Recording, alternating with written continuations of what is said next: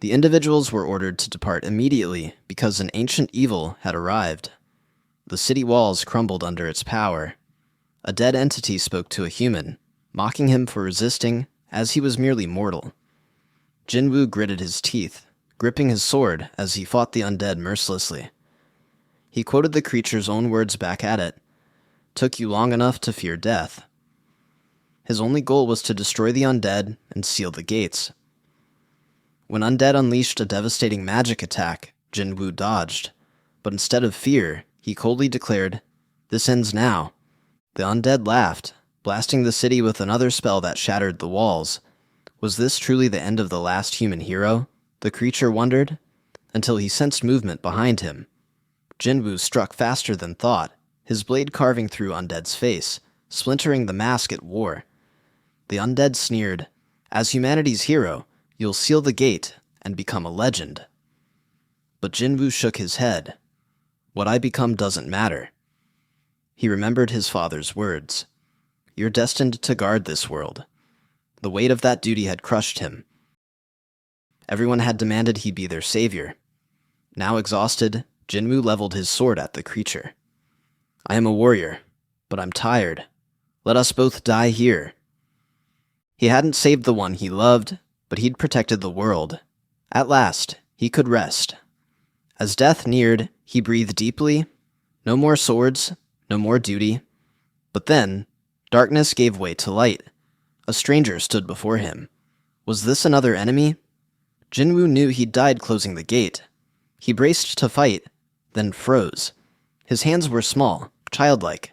The people around him called him Riley? Staggered, he stared at his tiny palms. Memories, a past life. Then the truth hit him. Had he reincarnated?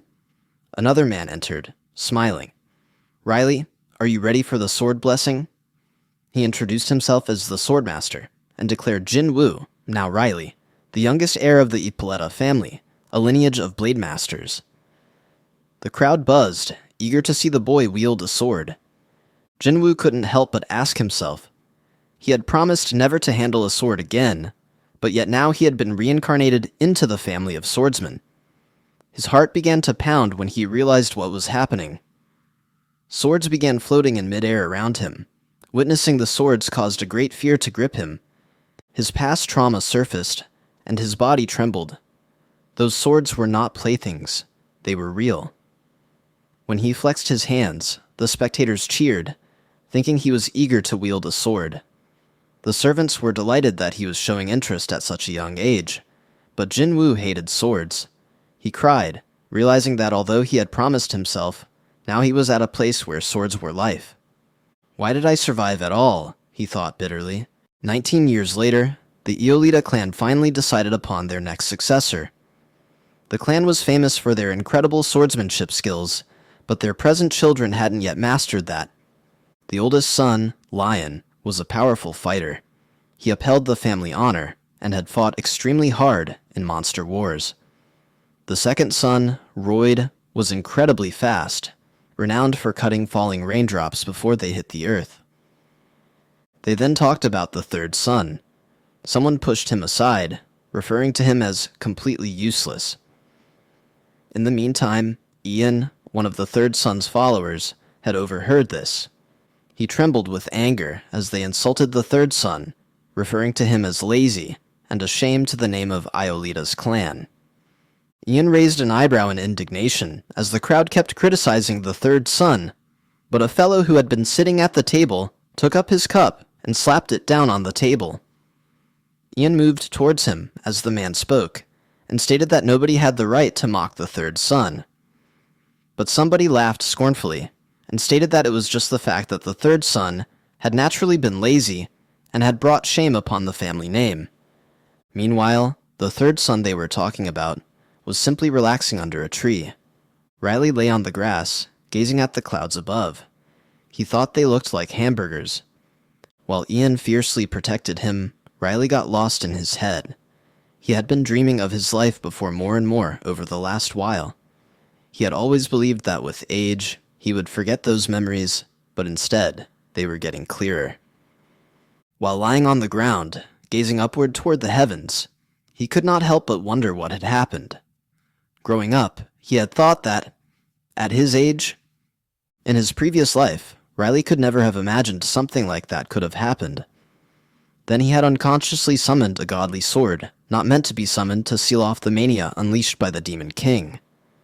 He had shut himself away like a knight, and had no choice but to continue doing it then. He felt that in this life, he would never touch a sword again. He kept telling himself that he would never hold a sword again. Then, however, his butler, Ian, came, searching for him. Ian asked him if he had been practicing the skill of swordsmanship, as the family was soon going to make a decision. Riley told Ian to just forget about it because they would only be calling him a lazy child of the family. Ian advised Riley that he should use a sword to sweep away such rumors, but Riley said he didn't need to correct the rumors in case they weren't not true. Ian didn't abandon hope, and told Riley that he had to be better than other masters. Ian described that Riley was smart, and had an image to uphold. Riley looked at Ian and spoke to him by name, before announcing that he was hurt, and could never hold a sword again. Riley told Ian not to care so much about what others said, because, to him, that was the biggest regret of his life. Later during dinner, the question of choosing the successor came up again. Riley's mother suggested that Riley should be chosen as a successor since he was the youngest son of the Iolita clan. She also hinted that she wanted Riley to be happy most of all, and to enjoy his own happiness without being burdened with being the successor. Ian asked Riley's mother if she wasn't angry, and she wondered why she would be so. Ian mentioned that Riley had a lot of competition, specifically since Orly, Riley's first wife's husband, was in the line of succession of the family. Riley, however, told Ian that he already taught him not to mind what others said. Ian went on to inform Riley's mother that Riley was a clever child and had many great qualities. Ian recalled how Riley learned to speak rapidly, faster than anyone else in the family, when he was age 2. He also informed her that Riley was the first person in the family to read advanced books when he was so young. Riley's mother, however, said that if Riley was so smart, he should pick up a pen, not a sword. Riley was relieved because his mother was not making him learn a sword. He was fine with the fact that only Ian and his mother truly understood him. Riley's mother suddenly started coughing up blood, and he was shocked. He did not know what to do as he looked on while she started to break. Riley was in shock, and this was because his mother and Ian were the only people he could depend on. Riley began to ask himself what was happening. Everything was fine in his life. He did not have to use a sword nor shoulder any load, so why was his mother injured? He never expected this type of scenario to unfold. Ian told him that they needed to attend to his mother right away because she would not stop coughing blood. But Riley was distracted by the figure at the entrance. He realized that the person who poisoned his mother and upset the tranquility he had so longed for was none other than Orly, his father's first wife. Ian was asked by Riley to help apply pressure on to try and stem the bleeding, but Riley told Ian to leave his mother with him and to go fetch a physician. Riley said he would administer the emergency care and bring his mother into the room. Ian agreed, saying he would fetch the physician as soon as possible. But first, Riley asked Ian for one other thing. Ian was shocked when Riley asked for his wooden sword. While Riley looked after his mother's condition, he reflected upon how he had done everything possible for the time being. Subsequently, Ian returned with the doctor. Riley's mother was in poor condition, and Ian informed Riley that he suspected someone had poisoned her intentionally in order to kill her. He also informed Riley that they arrested the maid who had prepared food and were planning to question her. But neither of them knew that the person who did so was one who was closer to them. Ian apologized to Riley and stated that it never would have happened if he had noticed something beforehand. Riley began narrating to Ian the story of another world that he had dreamt. He had a phrase from there: "Do not touch the nostrils of the lion." He then told Ian he would be playing with a wooden sword Ian had given him, and he needed to go see someone. Riley instructed Ian to take care of his mother for a while as he left. As he walked, he thought of something he wanted in life: to live as long and happily as he could at the sight of one who was dear to him. That's why he was so angry about what had happened with his mother. He couldn't believe that someone would fail at erasing his only want. He was going to pick up his sword again. He encountered Orly and scolded her, informing her that he was looking for her. He didn't expect that she would be present, but as soon as Orly looked at him while turning around, he could already see the look of contempt from her. She nevertheless still warmly welcomed him back by informing him that it has been long enough since they were last together. She called their young master Lazy Sword and asked about his health. Riley said he was fine, all thanks to her. He then informed her that her mother was very healthy, and he would like to thank her. Orly laughed and pretended that she knew nothing.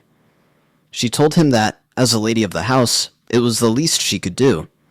She told Riley that she was worried about his mother, because her one and only child had someone who was referred to as the Lazy Sword. But she believed Riley had grown up and saw the wooden sword in his hand. Riley accepted that he had changed heart. Riley then told him that he could smell the same smell on his mother's soup. Orly said that she had been tasting the dinner of the day, but Riley answered by saying that it wasn't like her.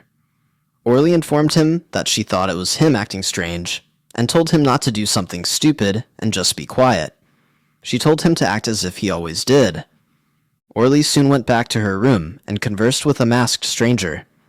The person informed her that he saw Riley heading to the training field after meeting her. Orly thought it was a good idea to trail Riley, but the man in mask told her that Riley did not even know how to use a sword. Orly then instructed him not to waste any more time and do the requested thing tonight. She warned him not to get caught by Riley. The man was not sure if it would be easy, as Riley had noticed something, and his instinct told him that Riley was waiting for him already. The guy ran to Riley's mom's room, but along the way, he thought Riley's room was a corner away. To his shock, Riley appeared and asked him why he was late. The man froze in shock. Riley wasn't supposed to be here. Yet there he stood, smirking. Riley told him that he had been waiting as he was at the training ground. The man's stomach dropped. He had taken every precaution, moved in silence, avoided detection. How had Riley known? Before he could react, Riley struck. At first, the man almost scoffed. Riley had never been skilled with a blade. But then, crack. The floor splintered under the force of Riley's single swing. Focus, Riley taunted, circling him. Or did Orly not tell you who you're really dealing with? The man's breath hitched.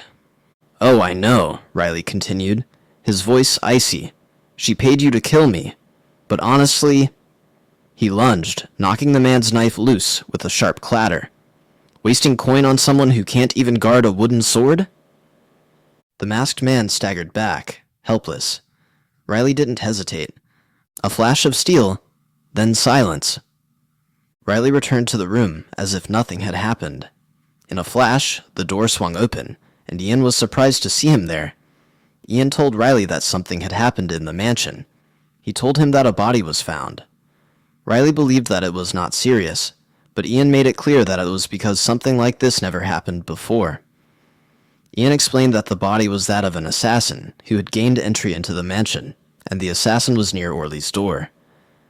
Orly was in the meantime growing restless, not expecting things to turn out this way.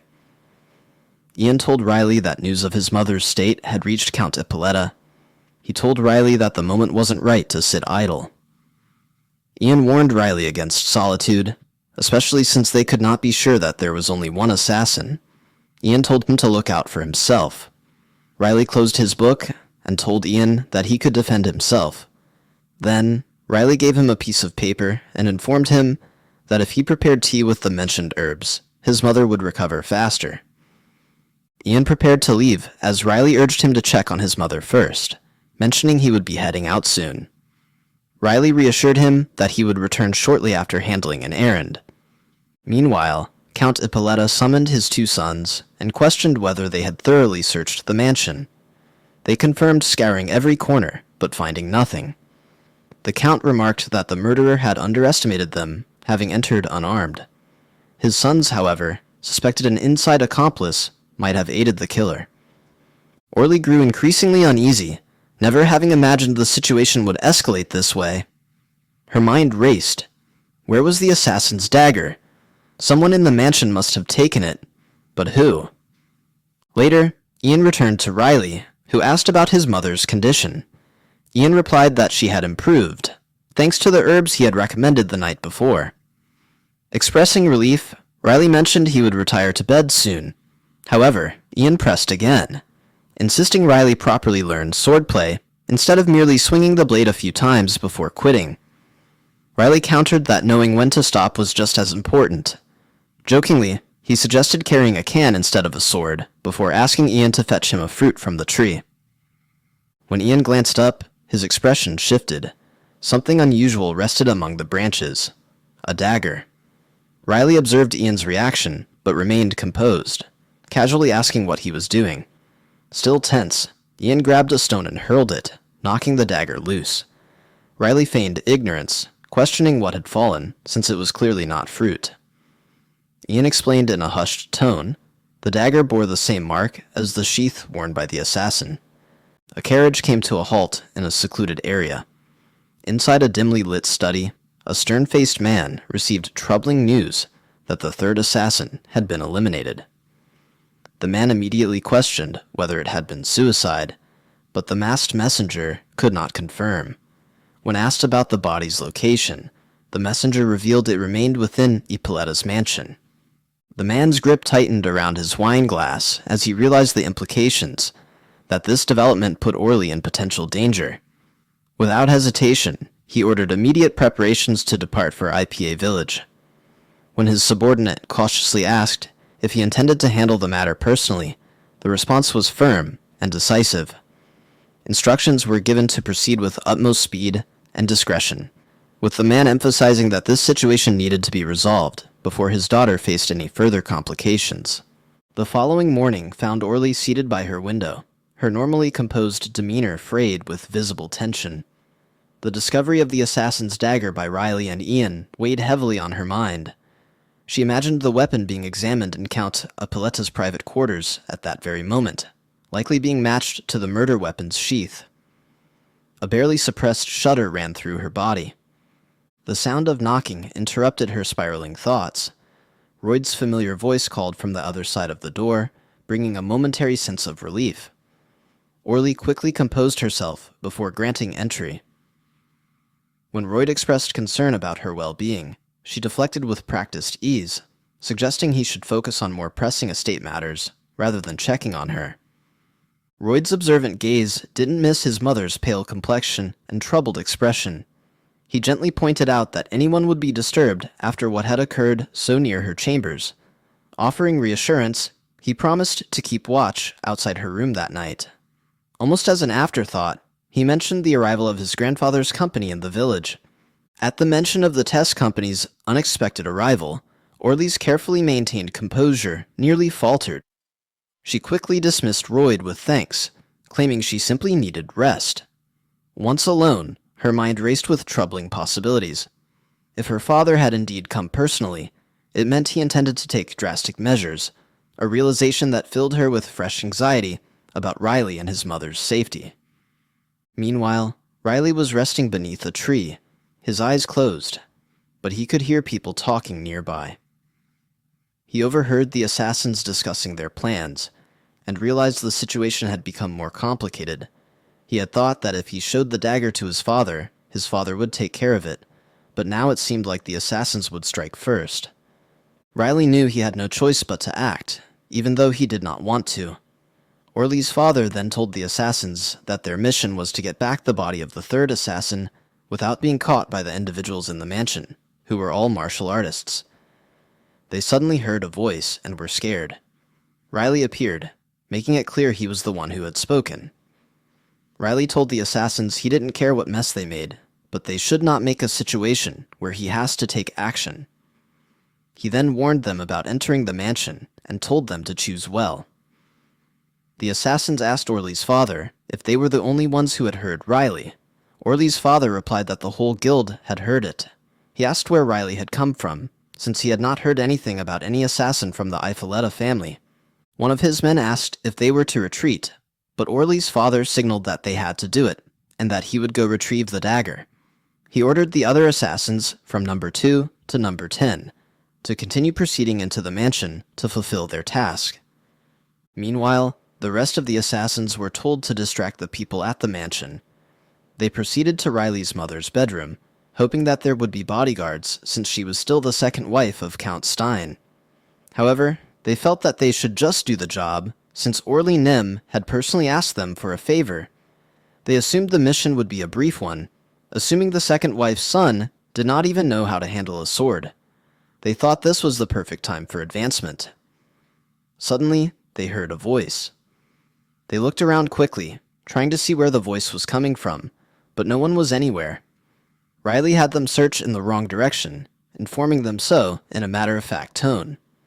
He reminded them that he had already alerted them.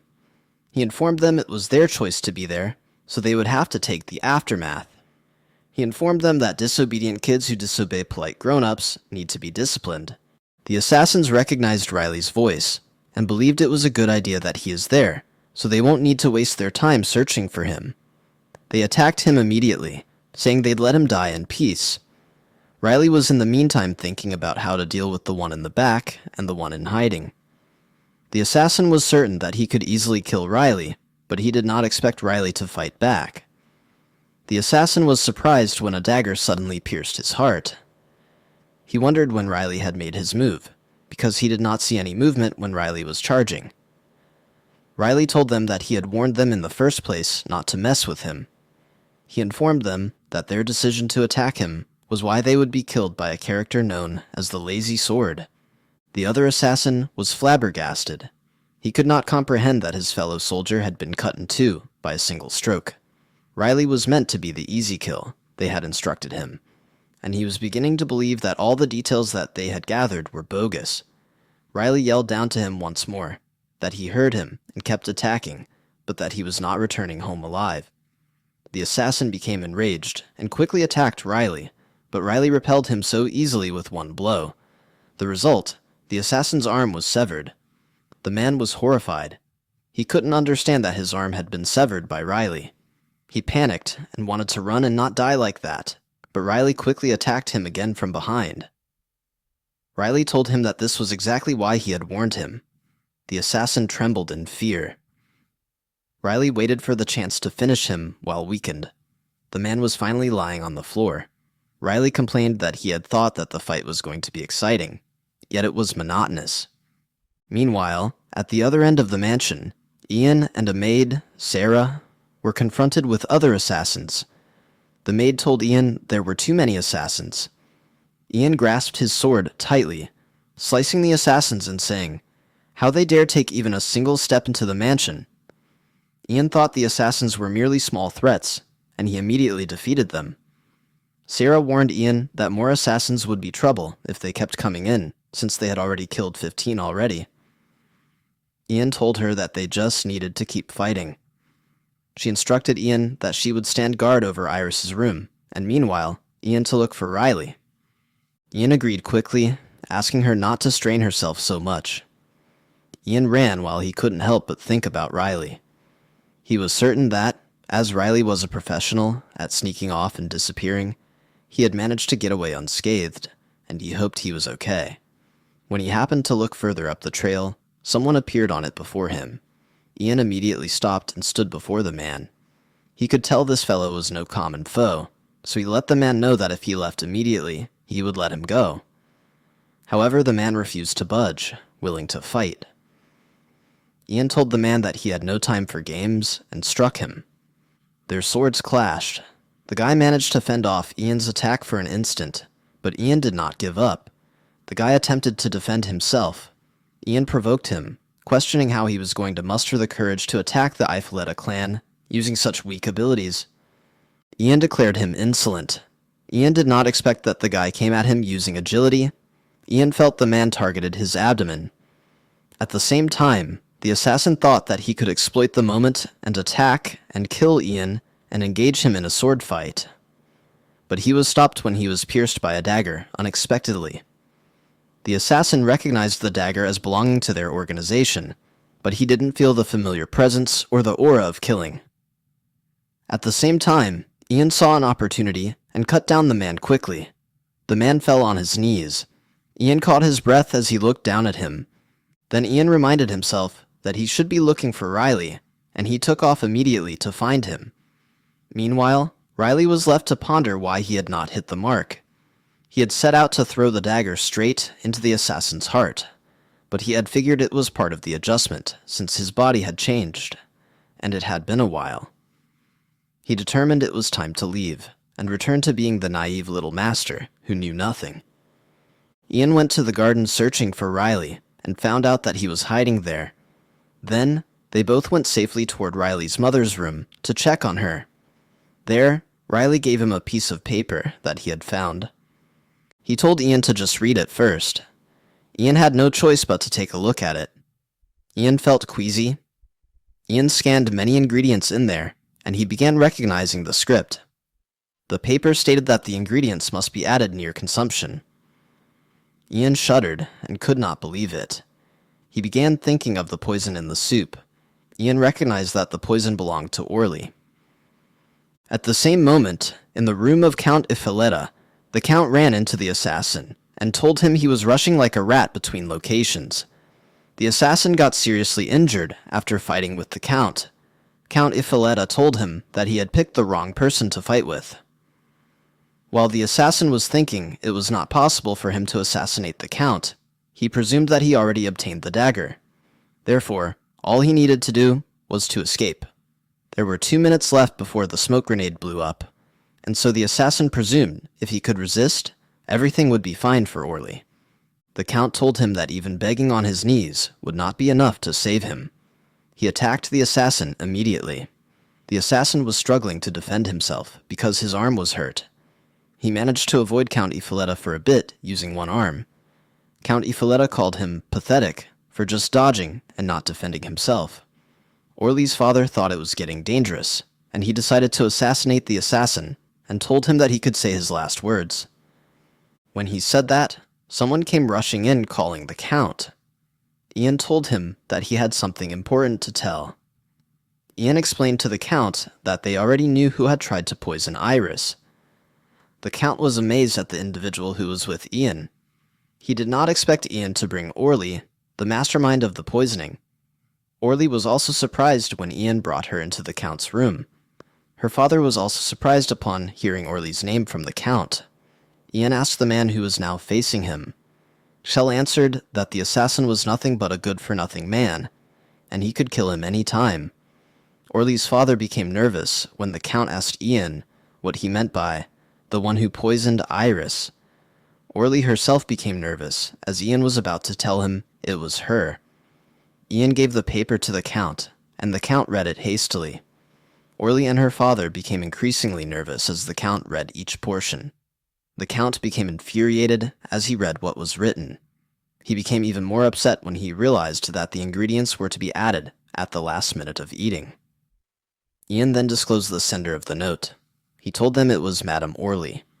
Riley was contemplating the idea that Ian must have given the letter, and now everyone would be aware that Orly was the offender. Suddenly, Iris jumped up and asked Riley if he was actually all right. She rubbed his head and told him that it was good that he was fine. Riley leaned against her and told her that it was good she was fine too. Sarah loved the mother and son moment. She told them after a while that Ian had come. Riley rushed to ask Ian if he was fine, and Sarah asked too because he was not responding. She then asked him where he had gone, since he had disappeared unexpectedly. Ian was slow to answer, then mentioned Orly's name. They were curious about what he was getting at. Ian told them they had found out who had poisoned Iris's soup. Iris gasped when she was told it was Orly by Ian. She did not want to accept it, therefore asked if this was a joke. Ian told her that Riley had found a paper about the poison, and the handwriting on it belonged to Orly. Iris still couldn't believe it, and kept telling Ian that she must have misunderstood. She repeatedly questioned herself, wondering why Orly would suddenly put poison in her soup. A sharp pain suddenly hit her, and Sarah quickly rushed to her aid as she collapsed on the floor. Iris said she knew Orly hated her, but she never expected her to poison her.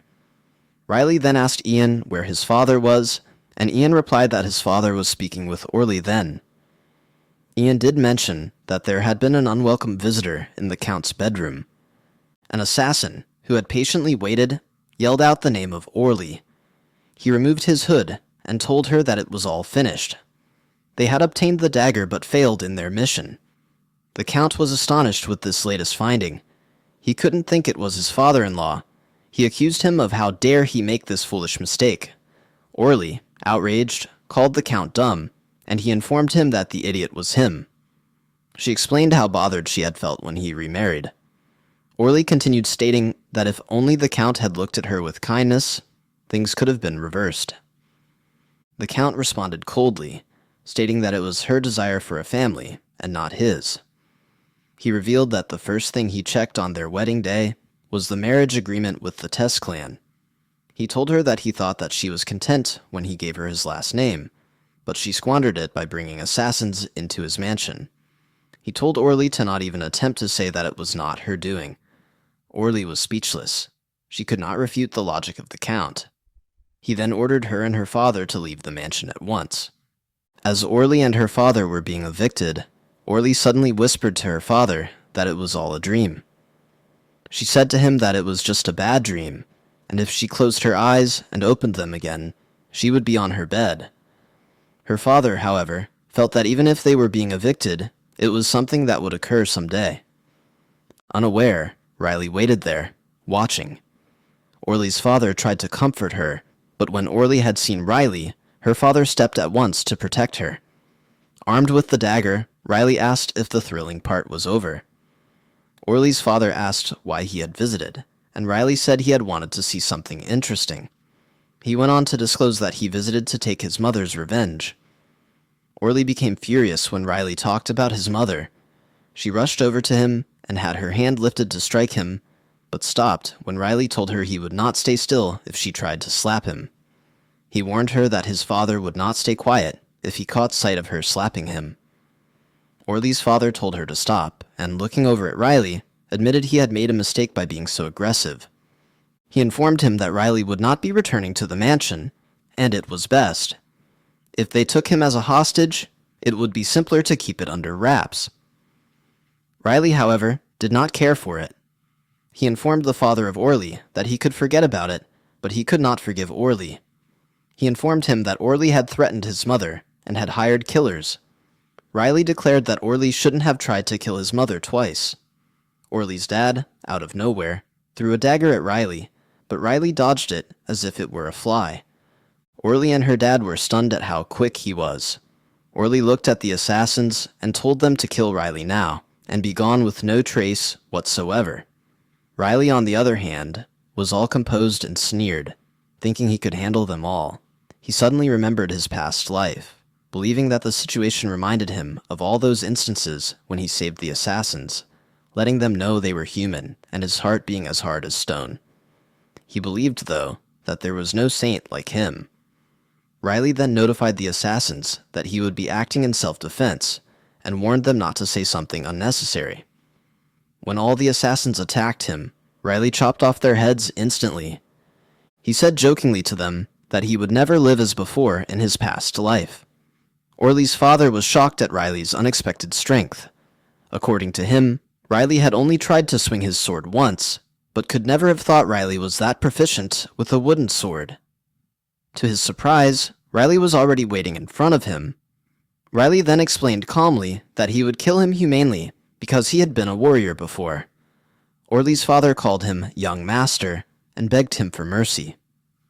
Knelt down, he explained to Riley that he didn't care to be killed by Riley, but begged Riley to spare his daughter. Riley looked at him compassionately.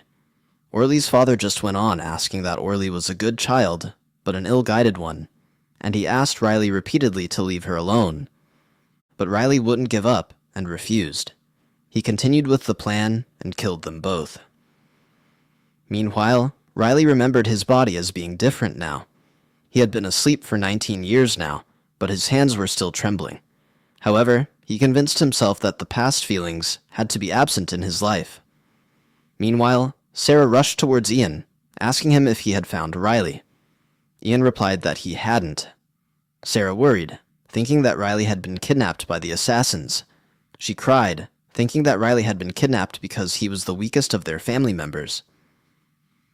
Ian instructed Sarah to stop all the dark talk, and informed her that Riley was surely hiding somewhere.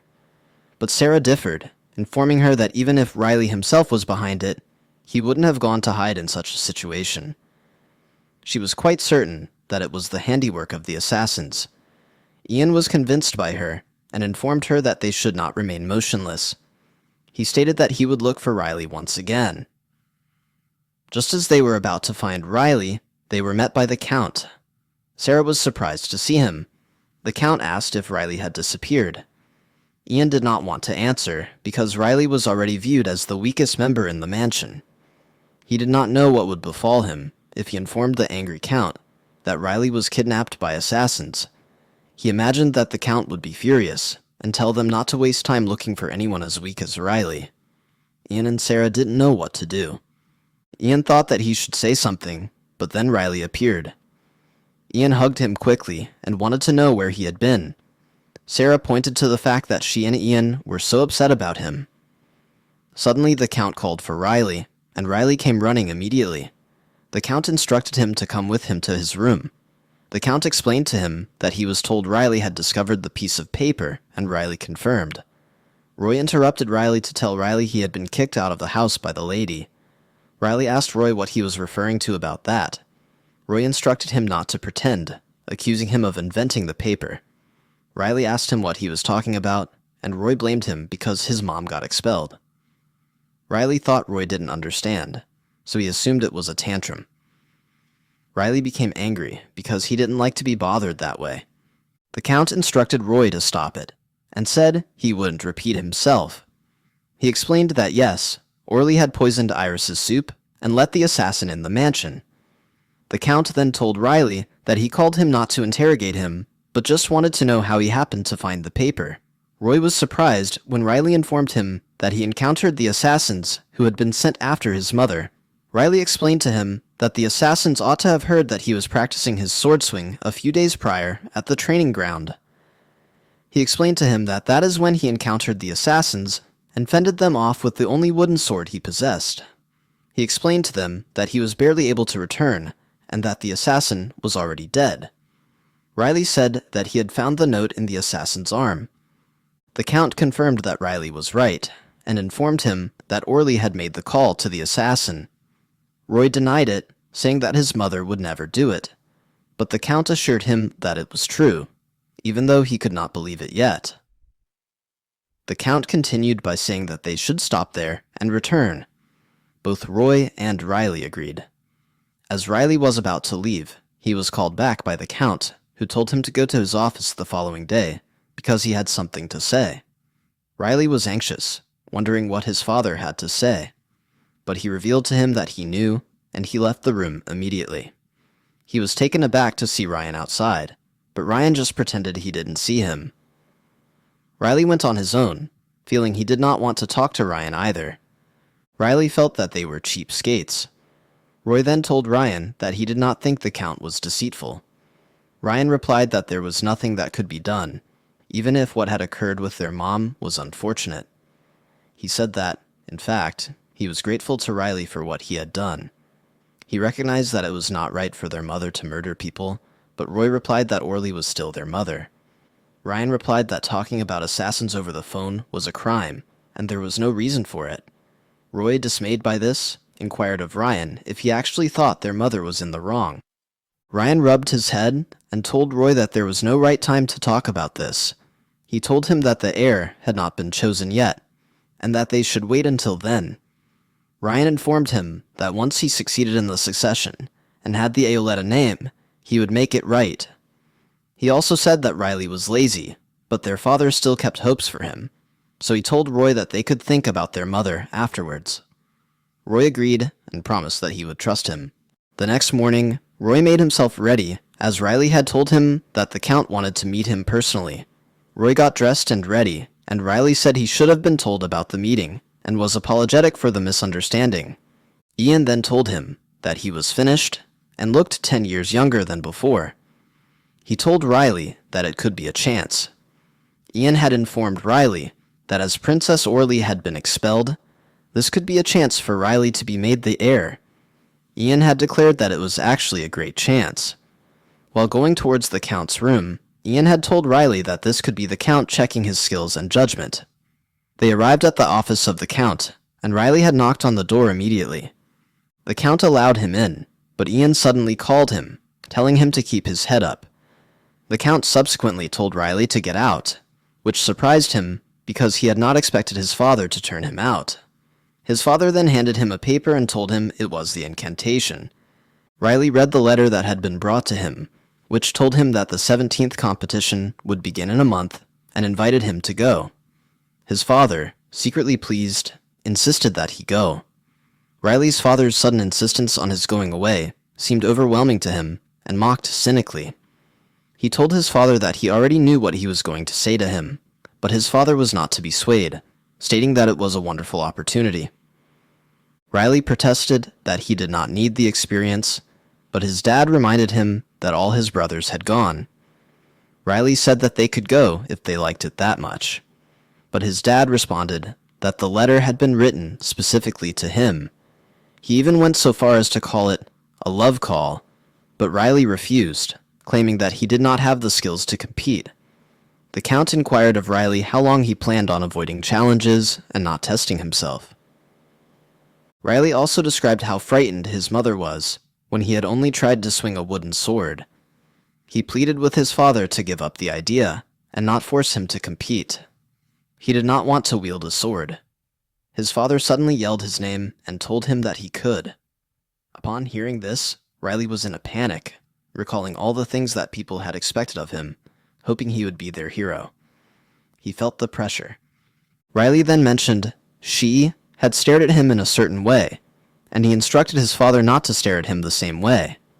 He clearly stated that he was not going to compete, but his father pushed him, informing him this competition was different. Riley was informed by his father that he was no longer a child and did not have a choice. He had to do it for the honor and dignity of the family. Riley asked why he was supposed to do it for the family. The door suddenly swung open, and Ian entered, awkwardly claiming not to be eavesdropping. Suddenly, Riley hurried out of the room, taking Ian by surprise. The Count immediately ordered Ian to capture Riley. Ian was hesitant, but the Count ordered him again. Riley cowered in a closet, his thoughts elsewhere.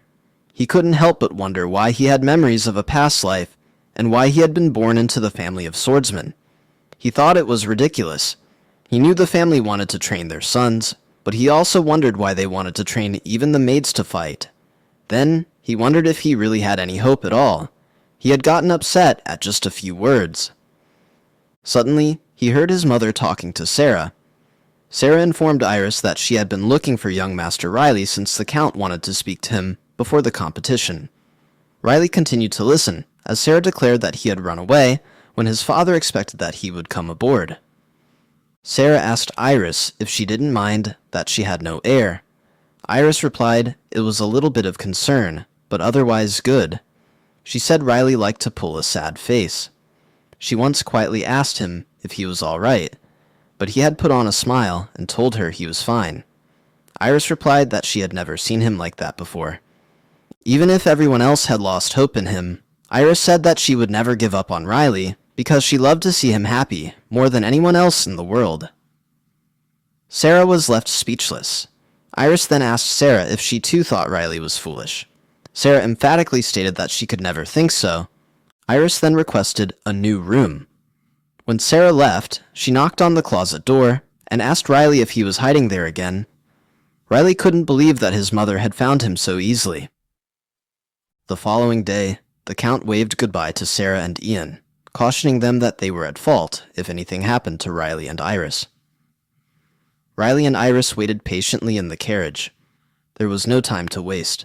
The carriage started moving away, and the Count uttered, "Cello." Iris smiled and said it had been a while since she had heard the name. She informed Riley that the name of the castle was Cello. Riley had believed that the castle had no name. Iris continued to explain to Riley that the father had a very intimate relationship with the castle, so they named it after him. Suddenly, the carriage jolted. Sarah instinctively held Iris up, asking what happened. She thought it might be an attack, so she stepped out of the carriage. Ian waved forward, and he beckoned for enemies approaching. To their surprise, they were goblins. Riley thought Sarah would take care of them without much trouble, but he still wasn't comfortable. Iris observed Riley stiffening and growing alarmed, but Riley had a plan. He regarded Sarah's motions as sluggish.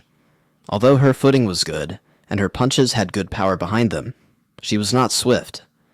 Riley envied being able to have a swig of cola, and regretted not having brought more reinforcements. Meanwhile, Sarah was wearing out. Seeing that Ian and Sarah struggled, Riley got anxious.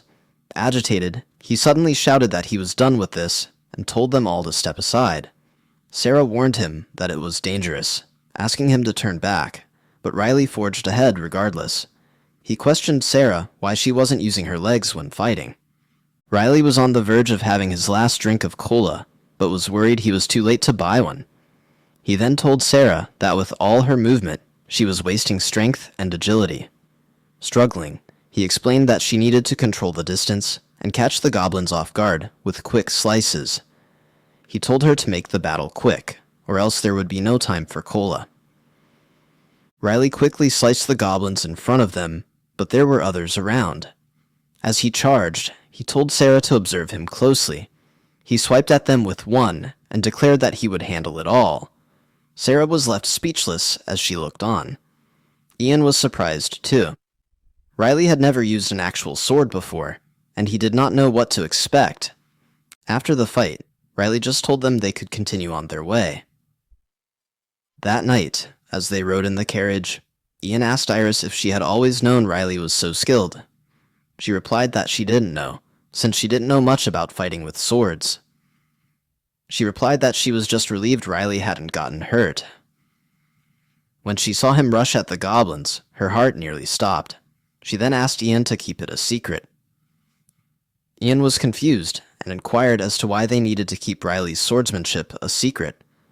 Iris just requested a favor and hoped he would oblige. Ian nodded after a pause. They finally arrived at the city, and Sarah welcomed Riley. Riley told her it seemed like a good place to have fun. Iris, however, was guilty of sending Ian back to the castle, but Sarah assured her that she had done the right thing, that Ian would have been going on and on about what happened. Sarah informed him that since they were in Solia, they had to follow the city's rules. Riley concurred. Sarah then asked him where he would prefer to go first. Riley promptly said that they needed to find a place that served a sweet, non-alcoholic fizzy drink. Sarah laughed and informed him that she knew he would say that. Sarah suggested they head to a cafe where she hung out, hoping they would carry what Riley required. Somebody was watching them, however. There was also a man who had focused on them. He told a girl to stand up and leave, telling her that it was time to earn her supper. The girl reluctantly did as she was told, claiming to know. Meanwhile, Riley could have cola. He could not believe that it truly existed in this world. He wept, thinking he would never taste it again. He was amazed at the magical flavor, the fizz that tickled his tongue, and the velvety flavor. Delighted, he shouted his joy. People around him turned to look, shocked by the uproar. Sarah and Iris were also shocked by his reaction. Riley then asked his mother if he could have another one. Iris smiled and said yes. Riley laughed, and Sarah stated that he sounded like an old man. Suddenly, there was a commotion at some distance. A girl was crying for help. Sarah immediately got angry as she witnessed people dragging the girl away. But before she could move, Riley grabbed her hand and stopped her. He told her not to go. Confused, Sarah asked him why. Riley told her that it was all an act. He explained that those men were looking for her sword. The girl and the two men continued their act. Riley suggested that if the girl were in danger, she would be desperately looking around for help. Riley asked Sarah if she knew what they were doing. They were simply trying to trap her. He laughed, saying they should not get involved in such foolishness. Ian visited Riley's room that night. He informed him he wanted to be left alone. He also mentioned he wanted a ticket. He then drank some alcohol. Ian was frustrated and needed to release steam. He asked Riley if he had any idea what occurred at the Solia castle. Ian then went on to explain. He was going to be issued a swordsmanship ticket when a woman came up to him and asked him where he was from. Ian told her that he was from the Ipholeta family, to which the woman was surprised. She asked him again as if she couldn't believe it. Ian produced a seal and told him that it was a letter from the Count, but to his disappointment, the woman only provided him with viewing tickets. Ian was taken aback and told Riley that these tickets were not for taking part, but only for observing. Riley snickered and said he didn't know. Ian sighed and said there was more to it. When he was buying the tickets, a voice yelled out to him, calling him Mercenary Ian. Ian recognized the voice immediately. It was Sneezer. Ian greeted him, saying it had been a while since they last met. Schneider asked Ian whether he too was present there for the tournament of swordsmanship. He then said that Ian probably didn't have any family, to which Ian said that he was just the Ipholeta family's butler. Sneezer then asked Ian which warrior he was attending to, Royd the Speedsword or Ryan the Greatsword. Ian was speechless because neither of them was his master. Sneezer then presumed that it might be Count Stein, as Ian was very old. Ian ignored him and inquired of the ticket lady when they might enter instead. The lady seemed shocked since Sneezer kept talking to Ian, but she still handed him 3 tickets. Sneezer then laughed out loud and informed Ian that he was waiting for Riley, the fellow who was nicknamed the Lazy Sword, because he was always lazy. Ian was embarrassed. He turned to Riley and informed him that being caught by an old friend like Sneezer in such a humiliating position was embarrassing. Even though Sneezer was once a renowned mercenary hero, he pitied Ian. Ian felt that if Iris had not told him to keep last night's relationship a secret, he would not have been enduring such shame. If others knew the truth about Riley, they would act differently towards him. Ian cried in frustration and powerlessness, since he could not utter a word to defend himself or Riley. He screamed that it was making him go crazy. Later, Riley descended to the ground floor, where Iris and Sarah were waiting. They asked him if he had slept well. Riley grumbled that he hadn't, and that maybe it was a mistake coming here. Sarah, who was excited about the swordsmanship competition, informed him that it would be her first time to witness one, so she was looking forward to that. Riley simply exhaled deeply and said he was going home. Iris laughed and said to her that she did not know Riley had such an emotional, sensitive side. Ian then greeted them with a good morning.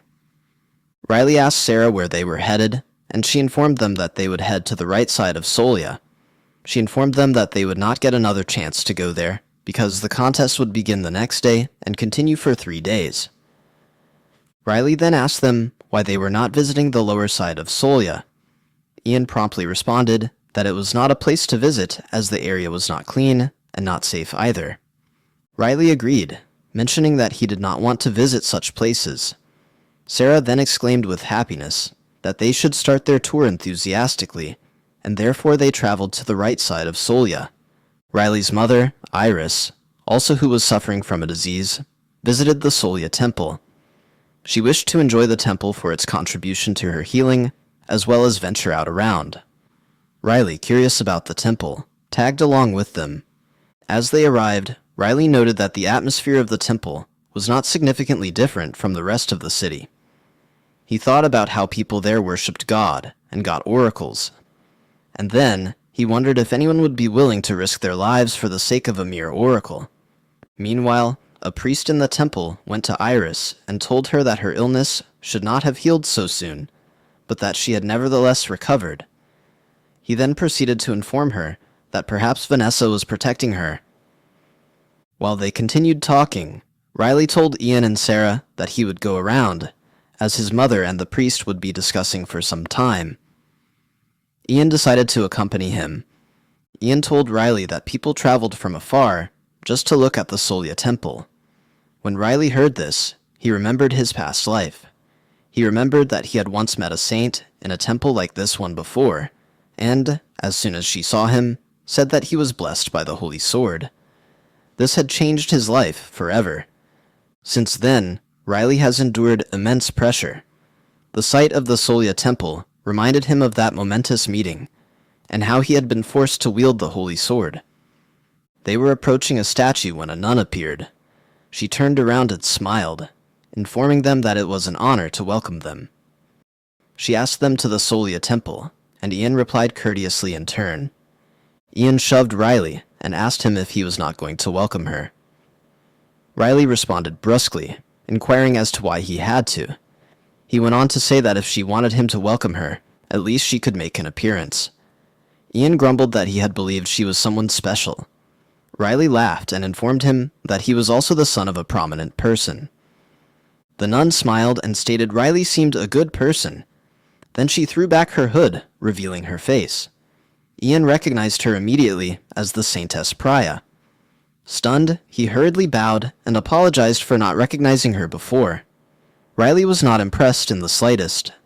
Irritated, he asked if there was also such a senseless tradition here of blindly worshipping saints and saintesses. And then he muttered something about talking to himself. Riley never liked the word saint. In his past life, a saint had stated that he was predestined by the Holy Sword.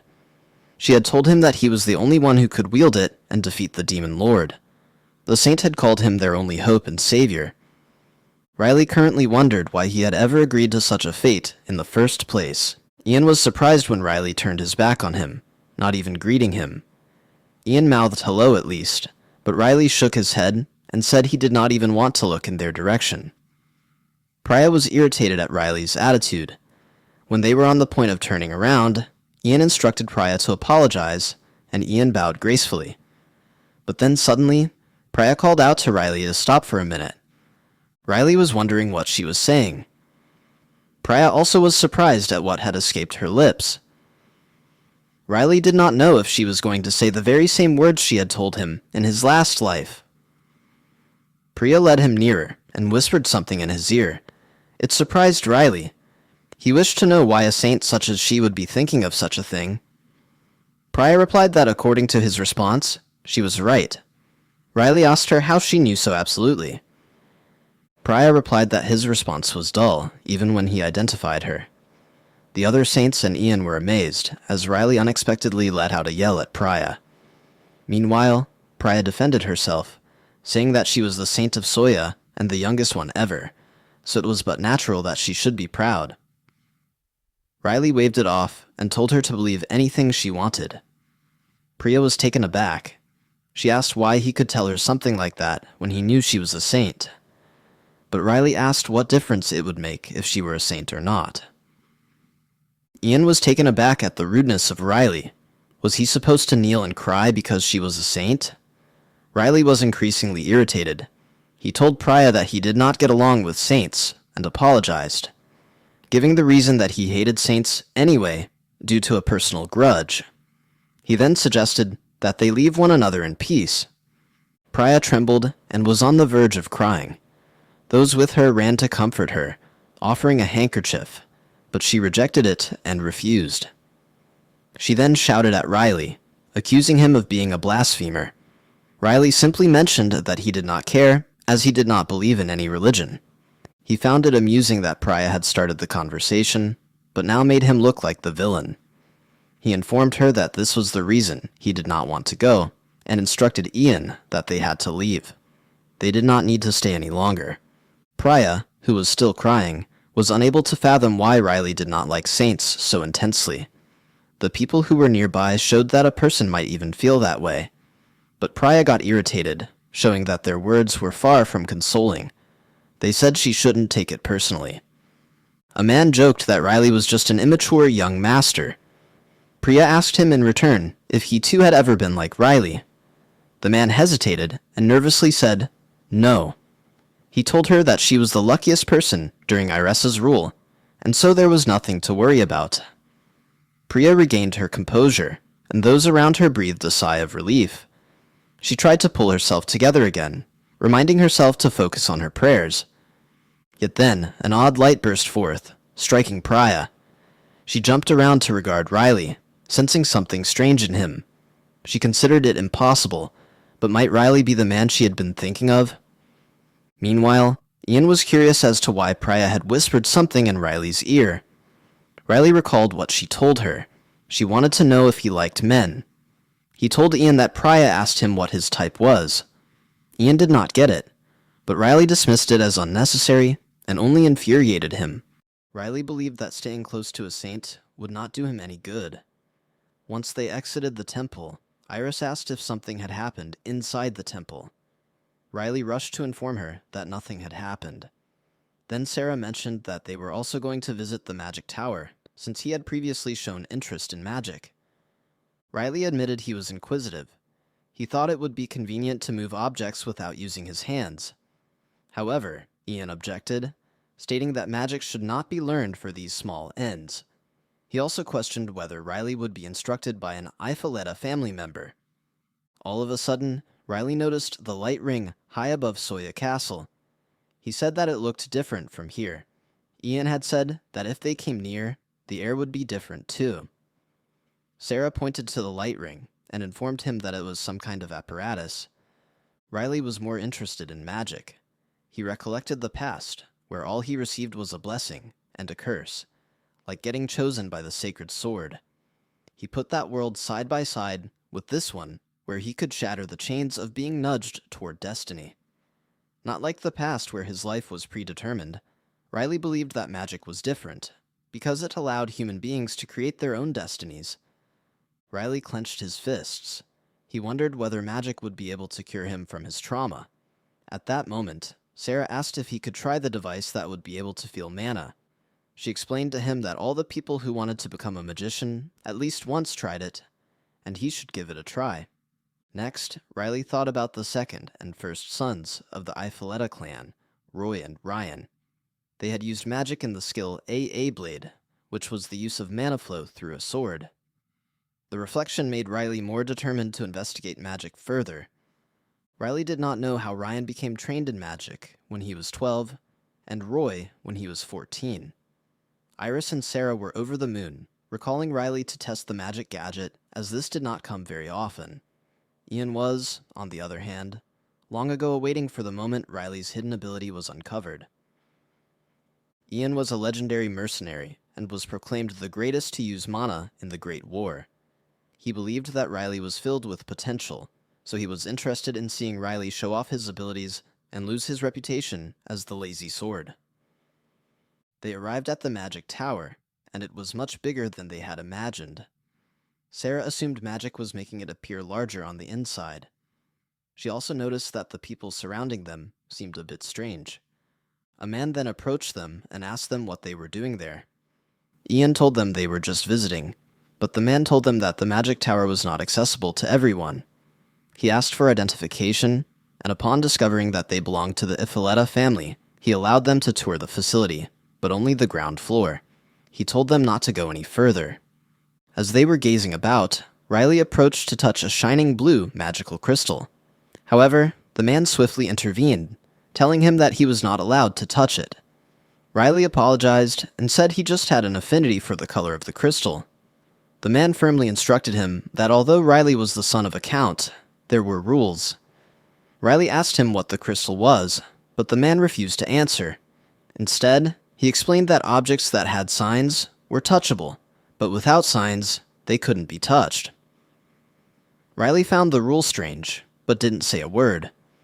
Iris then asked the man if he would guide them through the tower because they weren't well versed in magic. They were informed by the man that his name was Farah, and that there were different forms of magicians. He said there were too many to count, and that he would have to tell them all evening. Then, he got out a book, saying that magicians had books like that with incantations. He also showed them a device that would produce ice. Riley said it was similar to a refrigerator.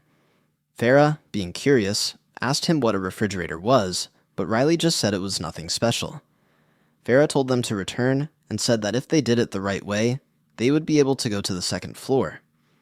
Riley asked what was on the second floor, and Farah said that they would get to see trainees performing magic, like fireballs.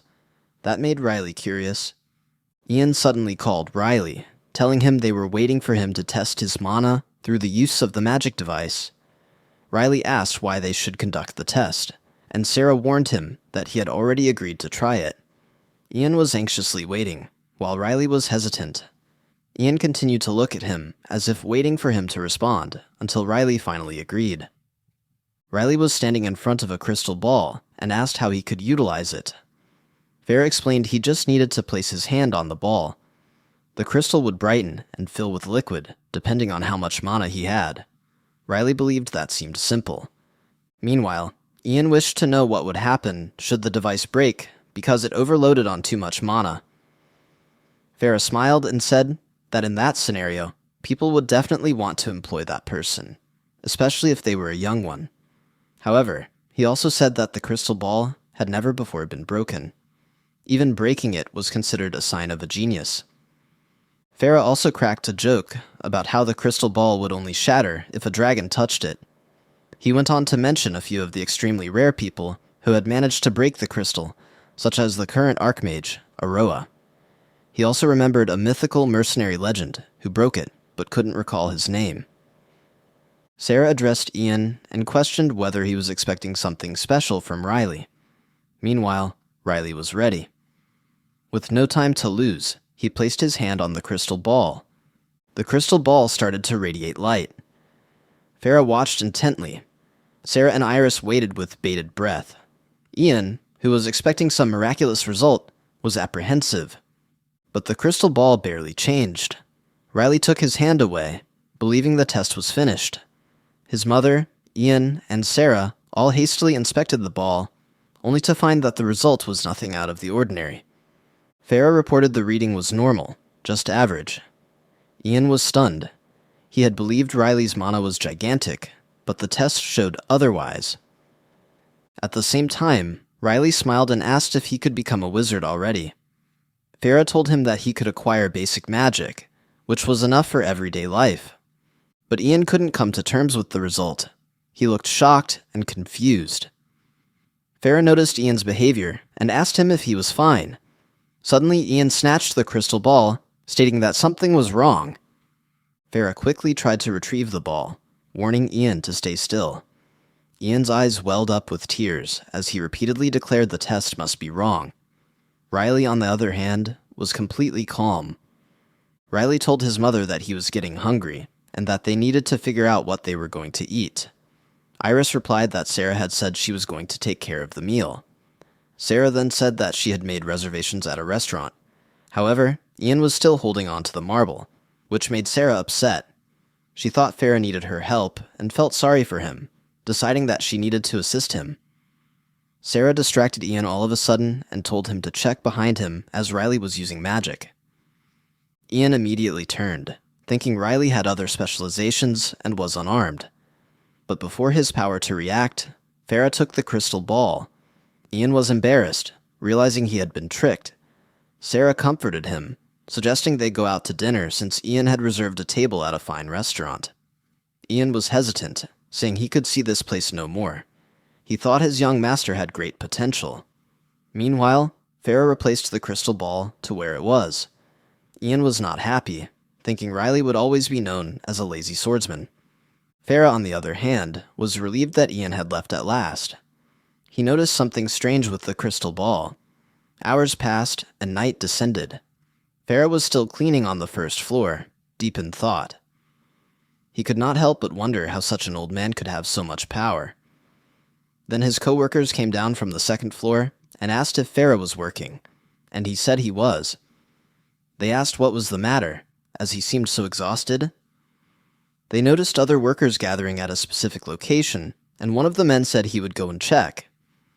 The man shortly examined the problem, but then looked at Farah worriedly. Farah noticed this and wondered why the man was looking at him in this way. He went to him and asked what was wrong. The man asked if Farah was on the first floor, and when Farah confirmed, they asked what had happened. Farah's eyes opened wide as he noticed the others looking at the giant crystal rock, which was acting strangely. Farah was nervous, wondering how this could have been done. The crystal was a mana measuring stone, which was typically only used by wizards. An older magician stated that they had an issue. They didn't know who did it, and if the Astros found out, it would be a big issue. Another magician said that they needed to catch the individual before things got any worse. They started asking who had been on the first floor some time ago. Farah became nervous, not understanding what was happening. They then asked him if he had seen any suspicious individuals since he was on guard. Farah was upset because he didn't have even a clue. Suddenly, the crystal rock began shattering into pieces. The magicians were shocked, as they had never seen the rock behave in this manner previously. They screamed in horror. Earlier that evening, Iris called Riley and asked him if he was finding it difficult. Riley replied that it wasn't difficult and asked why. He mentioned there were a lot of interesting things that happened, but he didn't think they were as important as people said they were. He told Iris that he had visited a temple for the first time in his life, and also to the tower.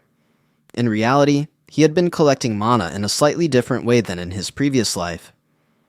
Riley told Iris he was relieved nothing serious had happened. In the meantime, Sarah was still comforting Ian about what had happened at the magic tower. Iris laughed and asked Riley if he thought that something had happened to Ian. Riley, for his part, asked his mother if she wasn't disappointed that her son was only an average man. Iris smiled at him and said that she was extremely lucky indeed, for her dear son had achieved an average score. Riley was taken aback and asked if that was really true. Meanwhile, Sarah was still facing Ian's irritability. Riley and Iris decided to continue walking and hand-holding. The two men from earlier were talking about something in a dark alleyway. The blonde man informed the other that they needed to focus on their main job as they made a mistake earlier. The other man asked if he was talking about pickpocketing and if it was just for that day of the festival. The blonde man said to him that it was all right, though, if they did not lose the opportunity. If they lost, they would have to wait for the next festival when they could eat. Suddenly the blonde man saw a man who looked different because of the color of his clothing.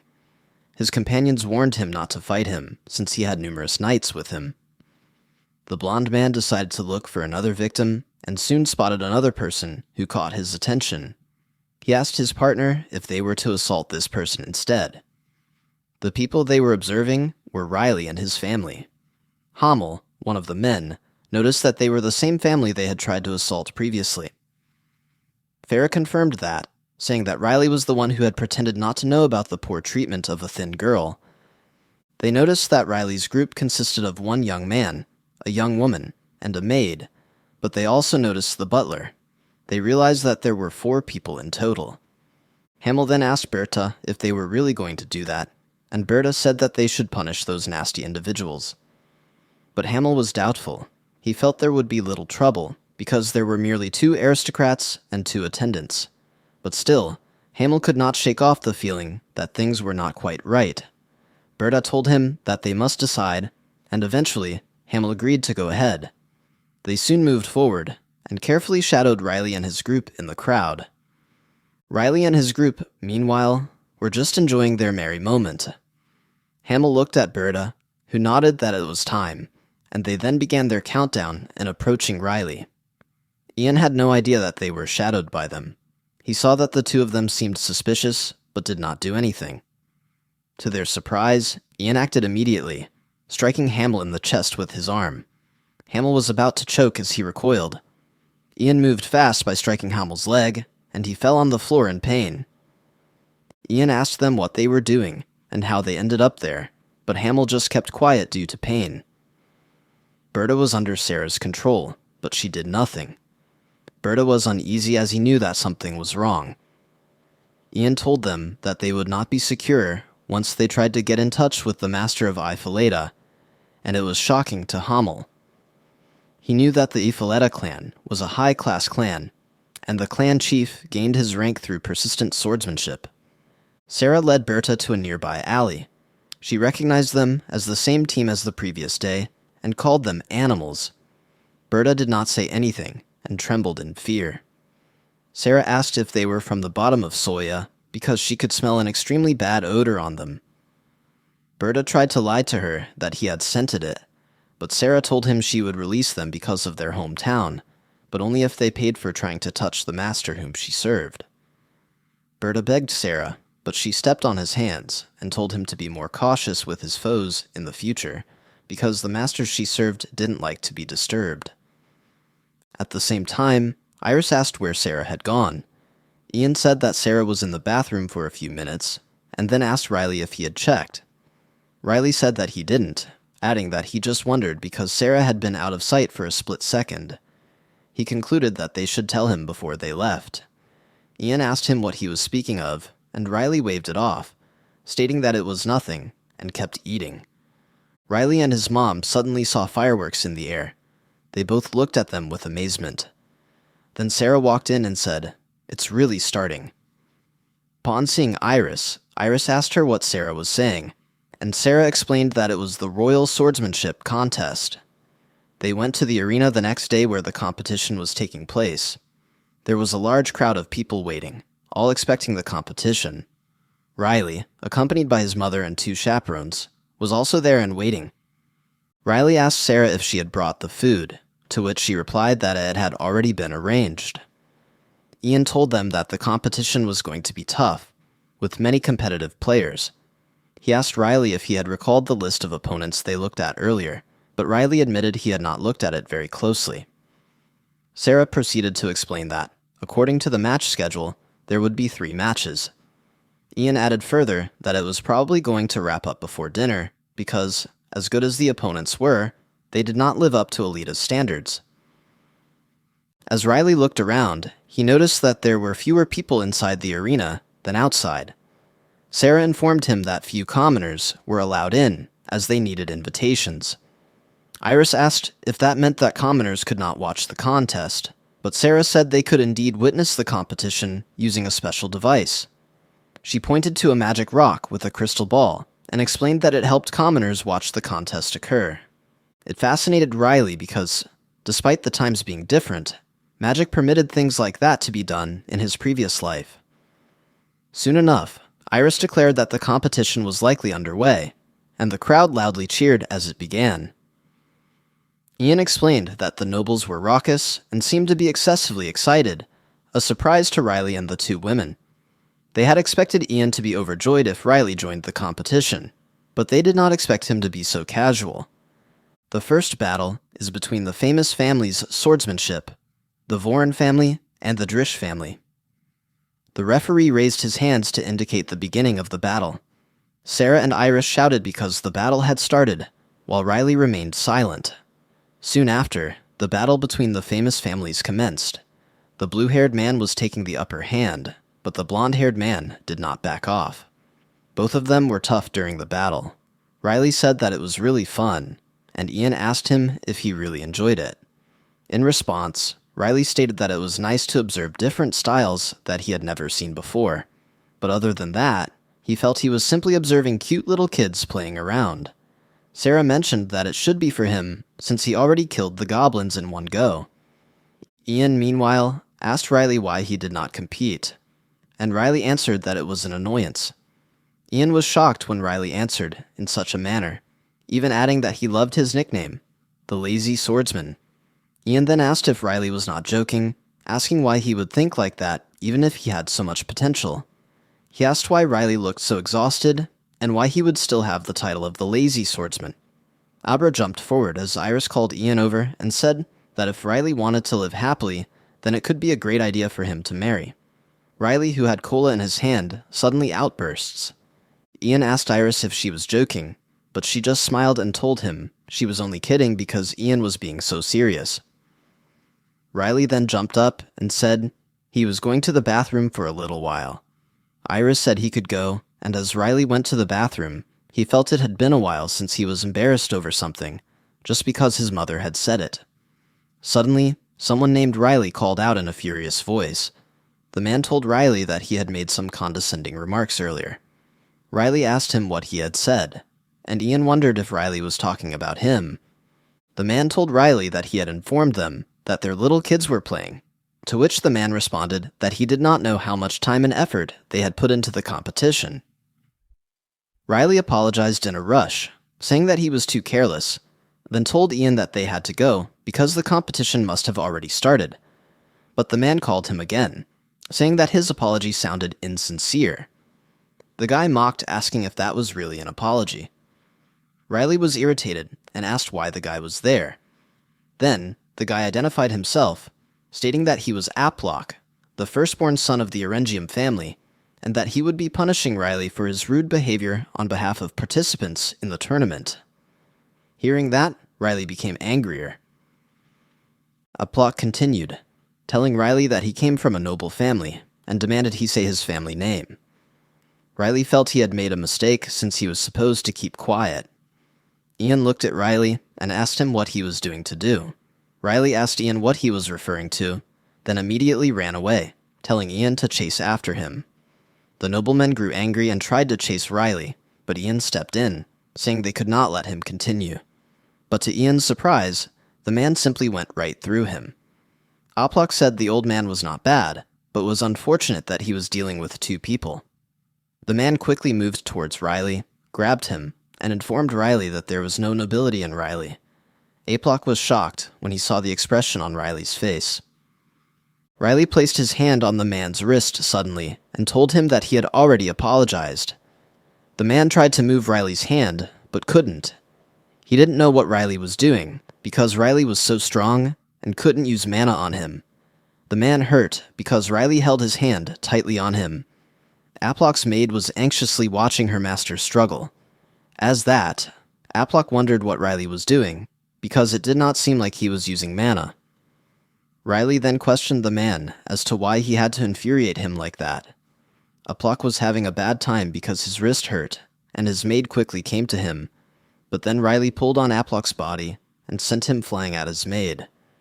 They both crashed into the wall. Ian was amazed at what transpired, while Aplok gazed blankly at the ground. Riley walked up to him and informed him that he would tell him once, so he had better listen carefully. Riley asked him if he used drugs because he smelled of them.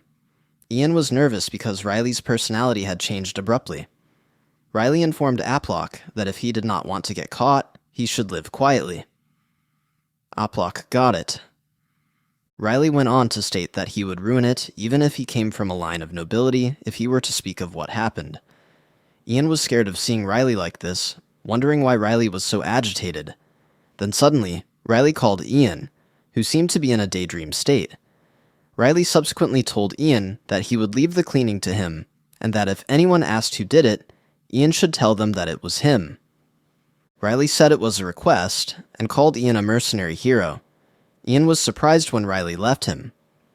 Riley returned to his mother, Sarah. Sarah asked him where Ian was. Riley told her that he thought the situation was serious, and Ian would take his time, so he left first. Sarah also asked him if he had heard any explosions, but Riley didn't know. Sarah then began to think.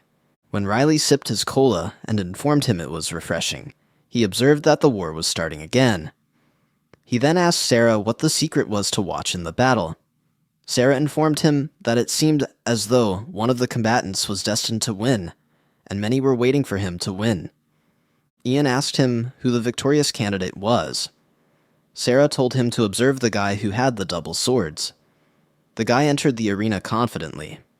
Riley did not find the presence of the guy bad, and if his elder brother Royd were of the same age, he would be this guy. Sarah also said that this guy was the sole fighter who used two swords to fight, just like him, so she was rooting for him. She added that this would be the man's first tournament. Riley was surprised, thinking it was good that the man already had what it took to win, despite it being his first tournament. Sarah explained that the man had shown such phenomenal skills before the tournament. Riley was curious when Sarah said the man showed his skills in a privately conducted, simulated battle among participants.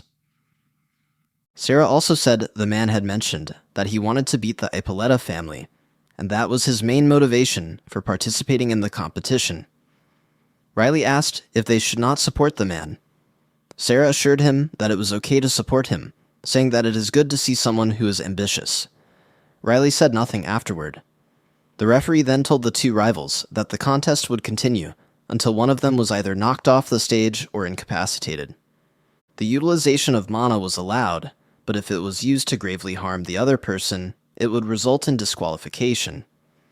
The referee told him that he would be the one making the decision, and asked him if both fighters were aware of this, to which they both nodded hastily.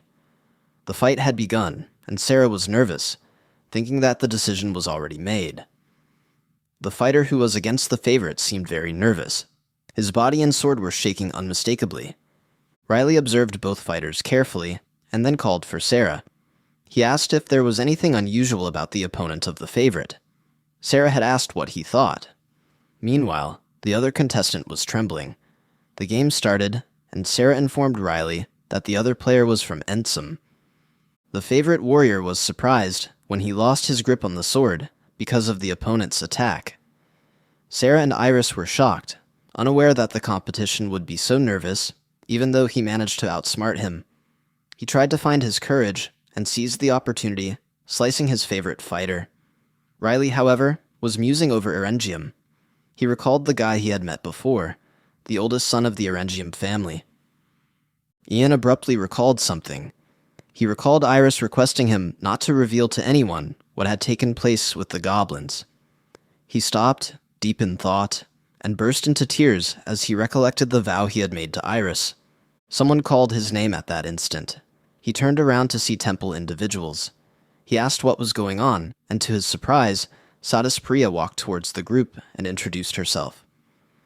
Priya began speaking, saying that she had heard a visitor had come to their temple yesterday. Ian thought that she had come because of the incident yesterday, and that the saint was looking for Riley. Priya then went to Ian and asked him if he knew anything about it. Meanwhile, at the tournament, Sarah stretched and complained that she was feeling strange, because the player she was cheering for was knocked out right away. Iris asked if there wasn't a consolation match. Iris then asked Sarah if she had seen all the matches, thinking they ended earlier than expected.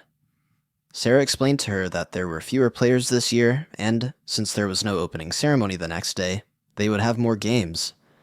She went on that the elimination was an ambush, which meant a surprise, and she was referring to the Erengium family. Iris asked if it was that bad, and Sarah confirmed. She also added that the sword's power had to be as good as Master Ryan's. Iris asked how that compared to Riley's skill. Sarah paused and thought for a moment before responding that if she hadn't been aware of Master Ryan's true skill, she wouldn't have made the comparison. She recalled being surprised at how Riley fought the goblins. Riley didn't hesitate with his sword, like the second son of Erengium. What surprised her the most, however, was Riley's composure. She added that they could not be sure until Riley did it himself. Suddenly, she realized Riley was nowhere to be found. Iris explained that Ian had not returned, and she had sent Riley to find him. Sarah was shocked Iris had let Riley go alone, so she said she would have to warn Ian upon his return. But Iris responded that maybe Riley was looking for a bride. Sarah was shocked and asked if it was a joke, then understood Iris wasn't joking. They left the arena as the tournament for the day ended. As they walked, they noticed people gathering, and Iris told Sarah that something wrong must have happened, because it looked like someone was in the way. Sarah took a fast look around, and when Iris said Ian, she nodded that he was there. She wondered why he was there, and why priests and paladins of Soya Temple were blocking the path. Sarah was startled as someone suddenly stood before them. Priya apologized to the group for blocking the path, and explained that they were looking for Ippolita family members. Riley, waiting outside, was glad that he had bought something in advance. He thought the orange man was meant to be okay, since he did not wish to cause a big commotion. Suddenly, he scented mana, and perked up right away, thinking Ian must have sent the Irenium by that time. He grabbed the window and quickly climbed up the tower, thinking he was not going to allow them to obtain the drug once more. Meanwhile, the conman was thanking his stars that he was still alive. He stated he did not know the 4 individuals were members of the Ippolita family, and was lucky to have made it through. He was about to say it was morning, when he noticed the torch had been lit, and realized it was evening, and he had only just woken up at sunset. He called out to Berta, questioning if he was alive. Berta responded he had crawled there on his back the whole way. Hummel noticed Berta did not look well, and questioned if he was okay. Berta shouted back, asking Hummel if he looked all right to him. Hummel did not believe Berta's condition. Berta complained about his sore arms and hands, and said it was over. Hummel told him it was not done, and that he could go to the temple to receive treatment, but Berta replied that nobles would not treat people of a lower class. Hummel ordered him to rest. Berta had an idea suddenly. He stood up and said he would avenge him. Berta went to their slave girl. Hummel tried to stop him, but Berta continued, and told the girl to wake up. He got angry when she didn't, and removed her blanket, saying her name. Nana woke up and asked what was the matter. Berta told her that he needed a favor from her, as he couldn't do it without her. Nana asked him what he couldn't do without her. Berta replied that it was impossible without her, and that he had faith in only her, and that was why he was asking her. Nana said she would do it immediately, and got up. Berta said he would have faith only in her. Aplok pushed him and told him that nothing had happened. Aplian was shocked, and Aplok felt sorry for him too. Then Aplok told Aplian that it was nothing, and he should not have worried. Riley stood at the top of the carriage, listening. Riley thought that the whole world would get turned upside down if Aplok kept creating chaos. He decided to turn around, but then he felt something was strange. He did not know who it was. He then saw the men in front, and assumed that they were in his way.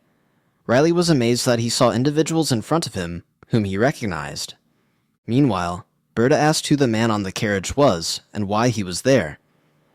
Nana told Berta that she didn't know why there wasn't an escort or why the man was on the wagon, but that was what he was talking about. The maid told them to step aside, so Na asked Berta what to do. Berta said they should kill the man on top of the carriage. Riley laughed when they said so. Nana geared up to attack. She performed magic to summon a lightning spear. The carriage stopped as a lightning bolt descended. Aplok and Aplayan rushed out of the carriage. Riley also leaped out. Riley thought that Nana was interesting because he never witnessed such cool magic in his past life. Meanwhile, Nana was frustrated because she missed Riley. Riley recognized the girl's face and was surprised to recall her. Riley recalled that the girl had been forced by two men. Suddenly, Nana smiled like a crazy girl and remarked that she was trusted by Berta and asked her to do it. Riley considered the girl to be strange. Nana was foreboding as she spoke that she had to fulfill Berta's requests. Riley thought it would be dangerous. Meanwhile, Sarah was being questioned about where Riley was. She told the saint that Riley was just sitting there with her a while ago. The saint asked her if she did not know where Riley had gone. Sarah glared at Ian and told him that Riley had told her he was going to the bathroom. Ian was scared because he could sense that Sarah was upset. He was apprehensive because he was the one who was supposed to keep an eye on Riley. Iris asked Priya what she would do and if she would rather stay there, but Priya said nothing. Priya pulled a cup Riley had been drinking from, and Ian was not sure what was going on. Alternatively, Priya was not sure if Riley was trying to employ divine power. She could not believe that Riley was being blessed by the goddess Irene to find the divine master. She was getting angry. Ian was not sure why Priya was not speaking. Suddenly, Priya broke the cup, and the priests were concerned because water spilled over her hands. Priya apologized to Iris and asked her what she had just uttered, but Iris was much too shocked to speak. They asked her if she was okay. Ian blamed Priya's action on that mishap yesterday. He recalled Riley saying that he felt bad about it, but it was evident that Priya was still angry about it. He believed it would be best for Riley to avoid the saint. When suddenly someone shouted for the saint quickly, Priya inquired of the priests as to why they were doing so. The priest replied that something had occurred in Central Square. They all rushed out of the tower. They were surprised to see something unusual outside. Nana started attacking the houses. The people were unaware of what was happening. Riley felt that this was the first time he had ever seen such powerful magic, with his own eyes. Nana was seemingly doing all of this for Berta, and she kept attacking Riley. Riley looked at Nana with pitiful eyes. Nana glared back at him. Riley wondered how such strong magic had been acquired by a little girl. Before he knew it, the Soya guards arrived and questioned Nana as to who she was, but she just attacked them. Riley thought Ian would have arrived, or even the Erengium brothers, but to his surprise, the Erengium brothers were on the ground unconscious. He did not know why they would be on the ground when they should intervene. He thought he was going to stop Nana. Nana then tried to attack Riley with a fireball. Riley was upset at how she was behaving, and quickly moved out to avoid the fireball's range. Riley did not comprehend that they were fighting like that. He looked over at Nana and thought about being a magician. He thought magic learning would be easier than sword learning, which involved physical exertion. But then he also thought that magic could do more than just attack. It could even teleport. Nana did not give up on attacking him. She summoned an ice lance and threw it at him, making Riley draw out his sword. He thought that he just had to pay attention to the battle. Nana was surprised when Riley cut through her attack. Then Riley saw a man ordering Nana to kill him. He asked himself, who was the man? He remembered that he was the one who attempted to rob them. Riley believed that if Ian and Sarah had taken care of the man beforehand, all this would never have occurred. Meanwhile, Nana was stunned when Berta nudged her to murder Riley. Riley believed that if Ian and Sarah had concluded with the man beforehand, all this would not have happened. Na's anxiety was growing. She was annoyed by Berta's orders. Riley, meanwhile, was weighing the option of attempting the magic tower or not. They were assigned to the tower with the task of investigating who broke the mana measuring rock. Furto was apprehensive, because he was the one person on duty on the first floor when it happened, so he felt accountable. He started worrying about what would happen if they couldn't catch the criminal. What if he got thrown out of the tower? Then Furto suddenly remembered Riley. He knew many were blaming Riley, but he just couldn't see Riley as a criminal. Riley was called the Slacker Swordsman of the Yulita clan. Furto considered the mana perfect, and being ordinary had nothing out of the ordinary about it. Thus, he didn't think that it wouldn't make sense that Riley was the culprit. In addition, it seemed ridiculous. A rock so formidable that not even the archmage could crush it, destroyed simply by the carelessness of a sloppy swordsman's palm? That didn't sound realistic to him. He believed even if they interrogated the students, they would all have the same answer. That left him with the responsibility of searching for some sort of clue himself. At that time, he noticed something nearby. He knew it was a fireball. He instantly touched the ground and heard the noises of burning and explosions. That settled it. Someone had discharged a fireball. He witnessed people running away from the area and trying to escape. Furto thought that someone was performing magic illegally. He decided he had to intervene. He did not hesitate and ran to the place where the magic was being cast. Pretty soon, he arrived at the site and stopped, gasping. Then he was shocked to see Na there. He had already seen her face. He observed Na throwing fireballs, but she was surprised that her opponent was dodging her attacks so easily. Furto was also confused. Why was Na fighting someone? Riley, on the other hand, was effortlessly deflecting the fireballs shot at him. Furto could not fathom Riley deflecting the attacks using his sword by himself. It did not feel real, deflecting magic so naturally. Even with Na shooting lots of fireballs, Riley was still deflecting each one. Nana was growing irate. She did not know why Riley still kept getting in her way with her magic. She was aware that his sword was merely an iron sword, there being nothing special about it. And yet, it still kept interrupting her spells. She was certain that theoretically, this should be possible, but in reality, to do so was very hard. Suddenly, she started to shake her body. She began to spit out blood. She was at her breaking point, but she would not quit. She knew that Berta trusted her, so she had to hold on. Instead of casting powerful magic one after another, she chose to cast a sequence of weak but working magic spells. Carrying that plan in mind, she created a number of magic missiles. Her body ached from the pressure, but she endured and launched the missiles at Riley. But Riley was not intimidated. Even after he saw the missiles coming at him, he did not panic. He wondered whether she was using a new type of magic. It felt less heavy compared to what it once was, and the mana contained in it also felt weaker. Riley was standing eye to eye with Nana, sensing that she was trying to confront him. Na did not utter a word, and was unable to answer him. Berta yelled at Na and questioned whether she would be able to win.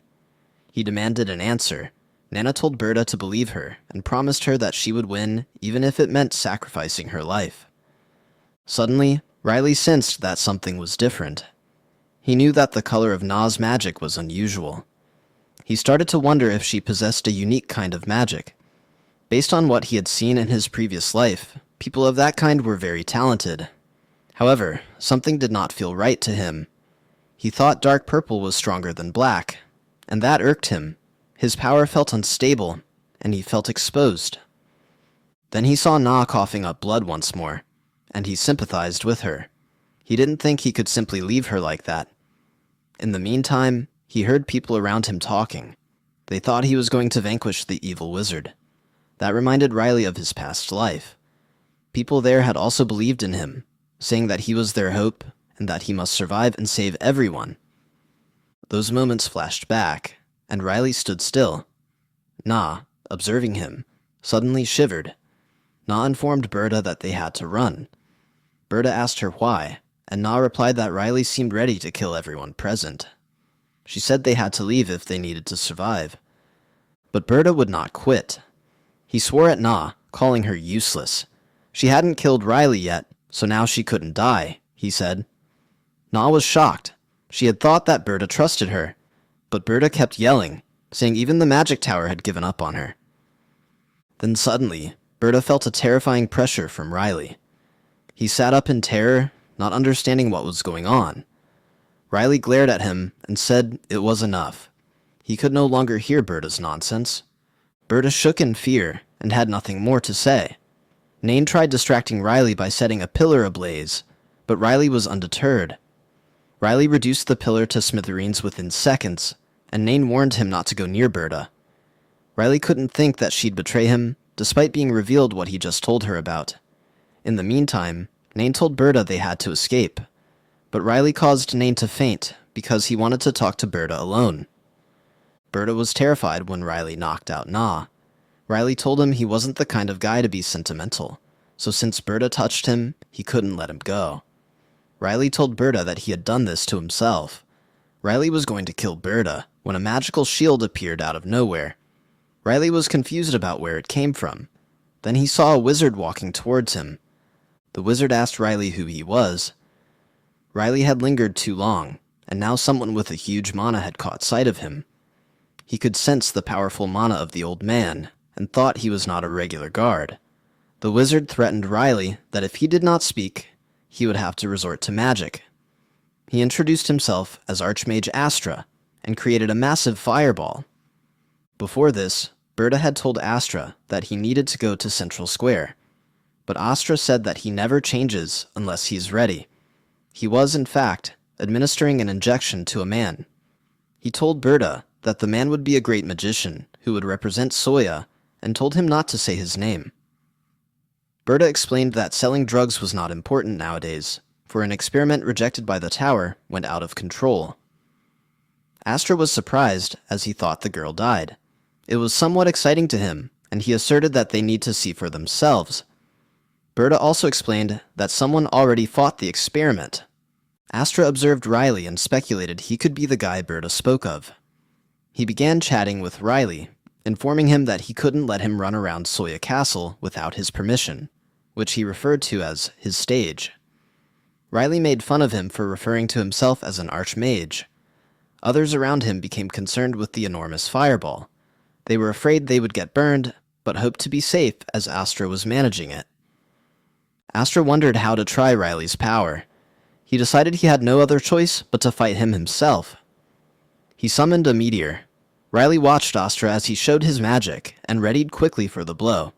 Astra created 3 blows to try Riley's ability, then sent them all at once. Astra thought Riley was insane for blocking them all. Riley actually hurled the fireball back, so Astra made a water ball to deflect it quickly. The fire and the water collided. Astra was unable to believe that Riley had blocked his spells.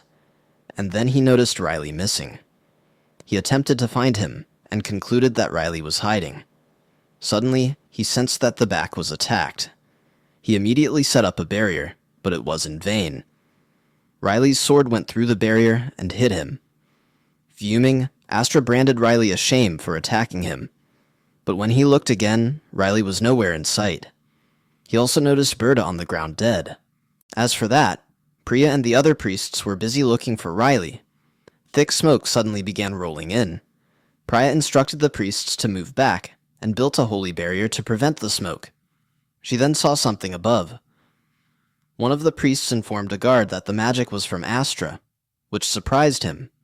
He couldn't believe Astra was attacking the saint. But Priya saw something strange. She saw Astra wasn't looking at her. He was staring at Central Square.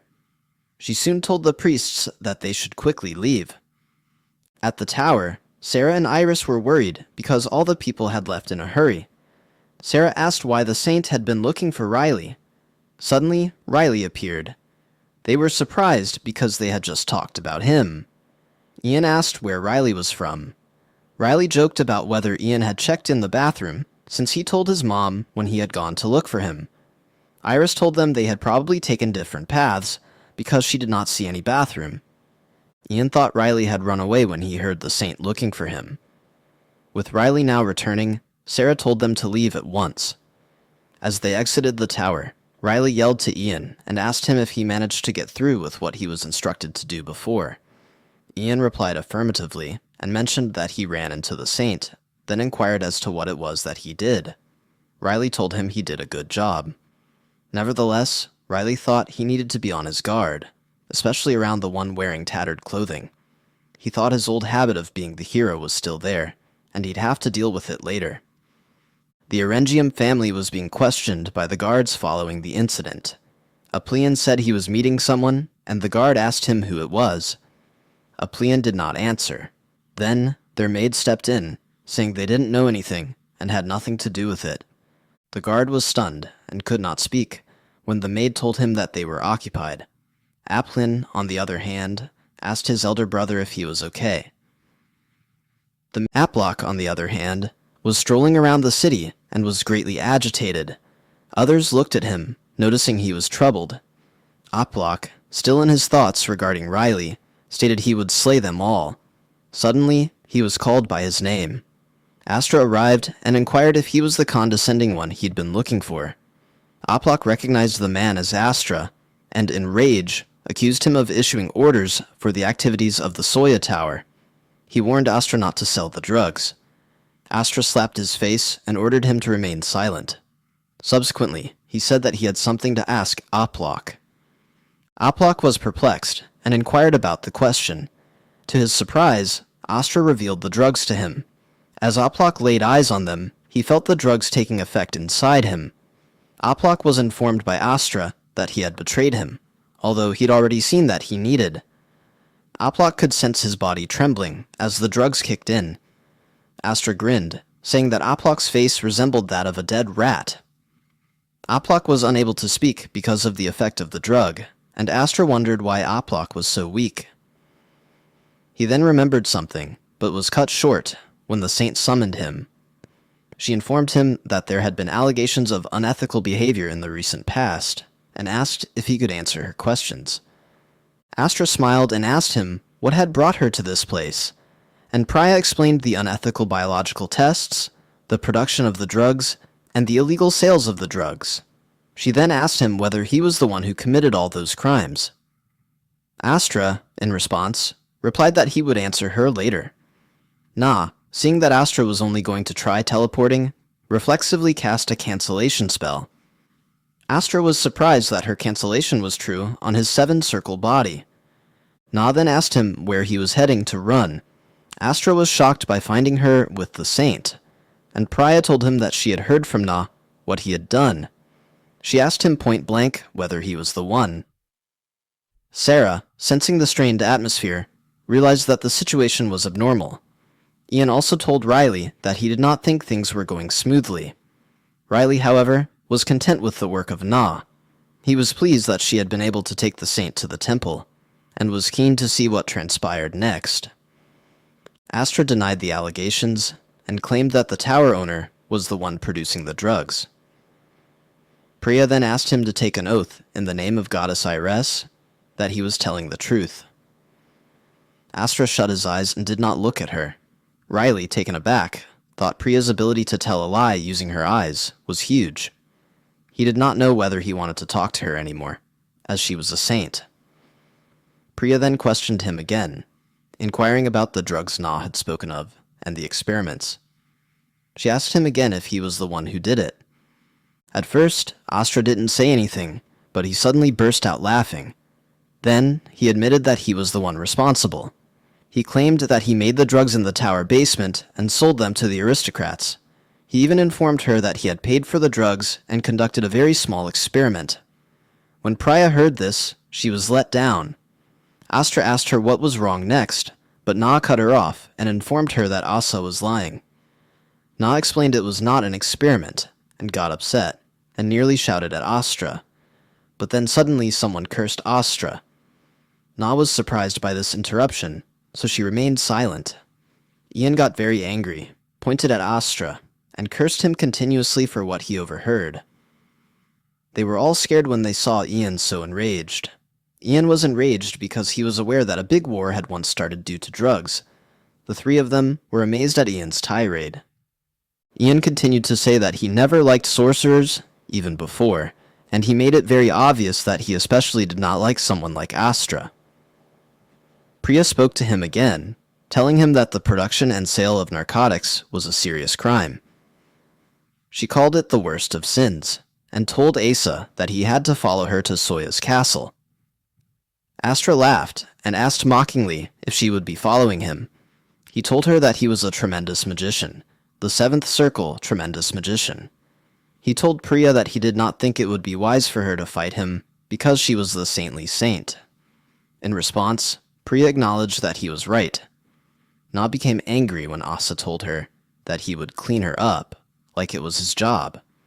However, Priya continued by explaining that she had had an epiphany some time back. Asa inquired of her why she meant this, and Riley was shocked when Priya explained to her that there would be a day when someone would appear in their world to save everyone. Priya then ordered the guards to take Astra away. Astra, however, responded that what he was doing was in his own defense. He did not have time to think before he placed a spell that turned the ground into a swamp, and the guards were stuck in it. Their feet sank into it, and they could not move. Astra instructed Priya to withdraw her command, warning that if she disobeyed him, many would be killed. Priya, agitated, considered her choices. She initially cured the holy knights and filled the earth with its original state. She then instructed everyone to vacate the premises, informing them that if they were unable to take Astra captive, there would be more casualties. The holy knight replied that they knew and instructed her to take care of herself. While that was going on, Astra prepared for battle, assuming that the saint had made up his mind to fight him. Riley was, on the other hand, excited about the coming combat. Astra warned Priya not to blame him if she were in hell, because it would be the lady's fault who got her to the doors of death. Astra instantly employed meteor magic, creating a massive fireball and heading it directly toward the saint. Priya moved fast, firing a sanctuary spell to stop the assault. Their powers clashed, and the fireball was discouraged from hitting them.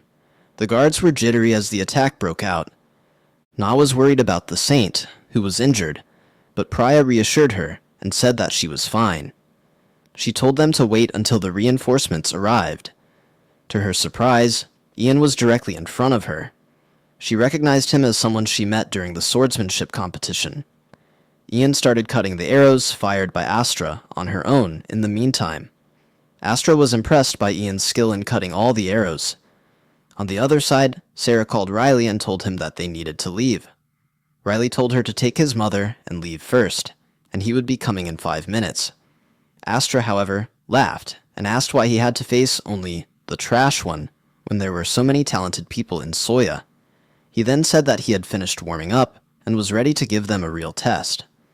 Priya told Astra that it would not be simple to apprehend him, but Astra replied that if he murdered all the witnesses, he would be innocent once more.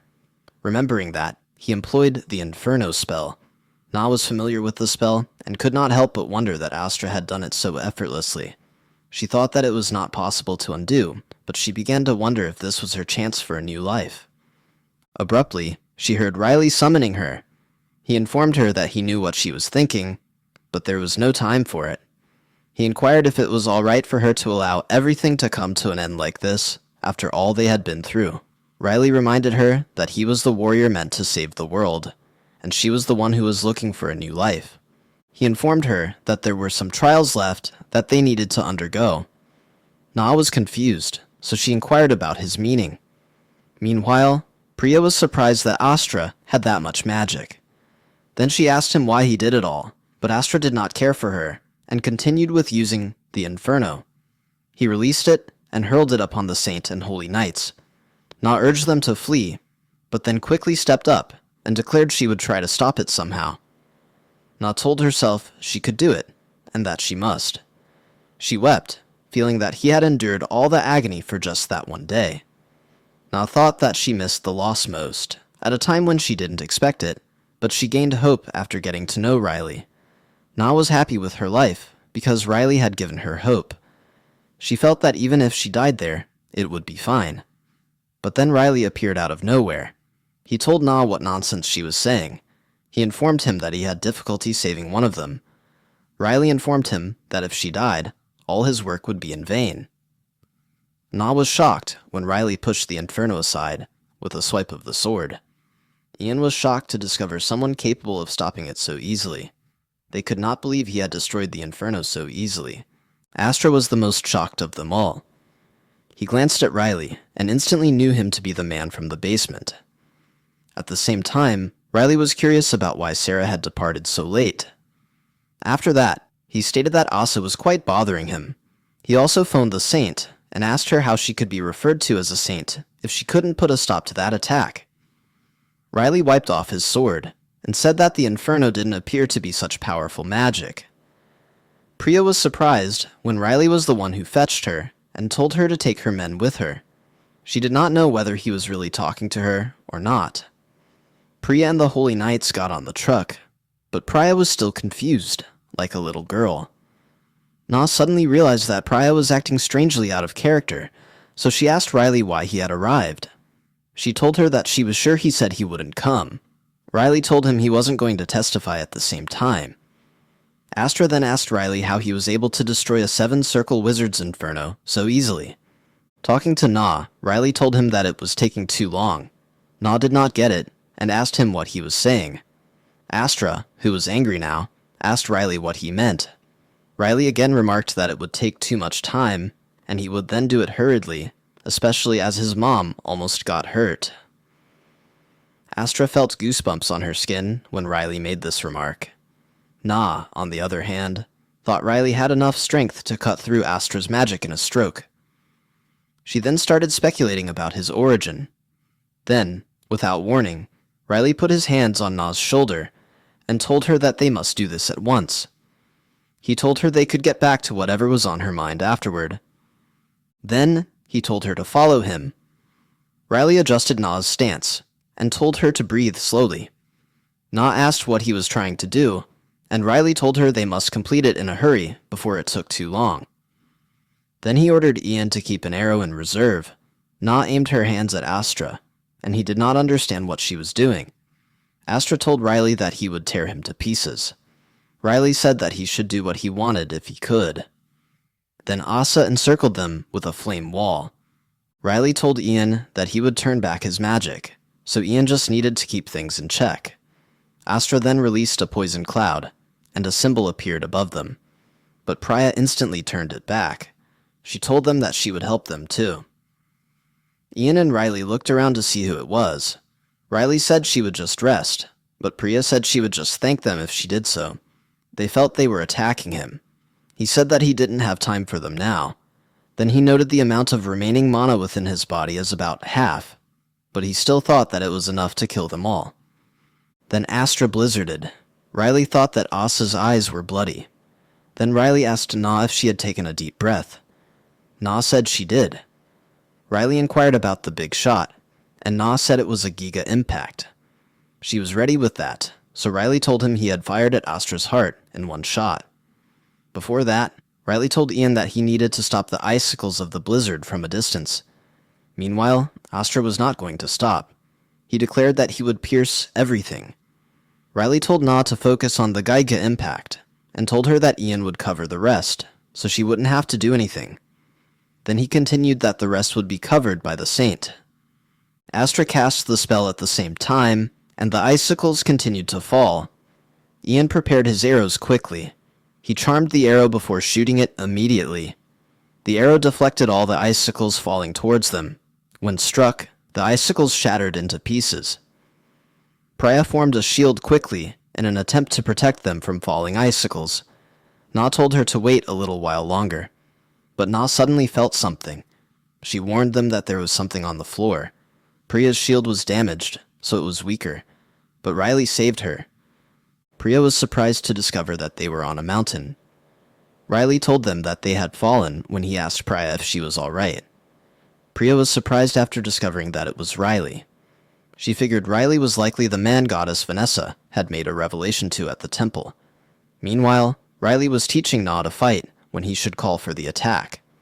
Riley put Priya down right away and told Na to shoot now. Na thought about what she was to do now, knowing this was all she had left, her magic. She felt that everyone had helped her to reach so far, and even if she could not make it beyond Astra, she no longer felt as though she would regret it. Soon, Riley ordered her to fire at will. Na then fired her Giga Impact, clinging on as she fired an extremely powerful magic. Her body felt like it was being ripped apart from within. Meanwhile, Astra thought she was being foolish. He tried to put an end to the attack by fighting back, defending himself since he knew her power wasn't enough. However, she never assumed there would be regrets. Riley then questioned Na if he could throw the sword. Without waiting, he quickly did. Astra was caught off guard and could not stop it. The sword went on to stab him in the heart. He was stunned and could not believe what had just happened. Soon afterward, his powers weakened, and he was overwhelmed by Na's Giga Impact. Soon after, Astra exploded into magical fire. He was beaten. Snow started falling over Soya. In the meantime, Na fainted from the explosion. Snow fell softly over her as she lay still on the ground. Even after minutes ticked by, Na did not wake up. By then, it was clear that Astra was really dead. The saint rushed to Na, calling her name and trying to wake her up. Priya cried, informing Na that she couldn't die like that. She prayed that Na would open her eyes. That night, Priya took Na to the temple. She kept watch as Na slept on a bed. Priya thought about all that had happened. Earlier, Ian told her he didn't know where the man went after he threw away the sword. Priya felt down that Riley had disappeared again. Then Ian said to her that they wouldn't have been victorious against Astra if it hadn't been for the help of that man. Priya said yes, and questioned Ian if that man could be from the family of Ifileta. She thought it was the same man whom she saw earlier in the temple. At the temple, Na finally woke up and called Priya. She immediately asked her where she was. Priya told her that she was at the temple. Na asked if that meant she was safe. Suddenly, Priya apologized. She told Na that she had done everything she could. Priya told her that Na's condition was worse than they had expected. She told her that the magic built up from the tower experiments, because of her changed body, was slowly deleting her life. Na questioned her if that meant it couldn't be fixed. Priya did not want to say, but then went ahead and said it anyway. She said she had been so brave to show Astra's evil, but now she could do nothing to save her. Na told her it was all right, because she had been prepared. But still, Priya felt guilty, telling her that she did not know how to apologize or even thank her. Na said it was fine. She did not do anything much.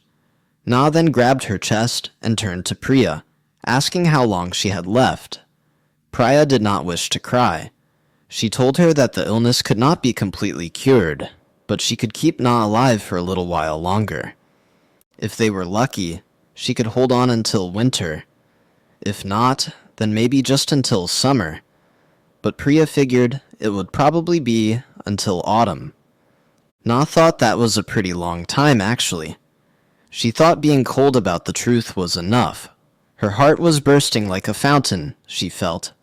She thanked Priya, but Priya said do not thank her because she did nothing and did not even know what to do.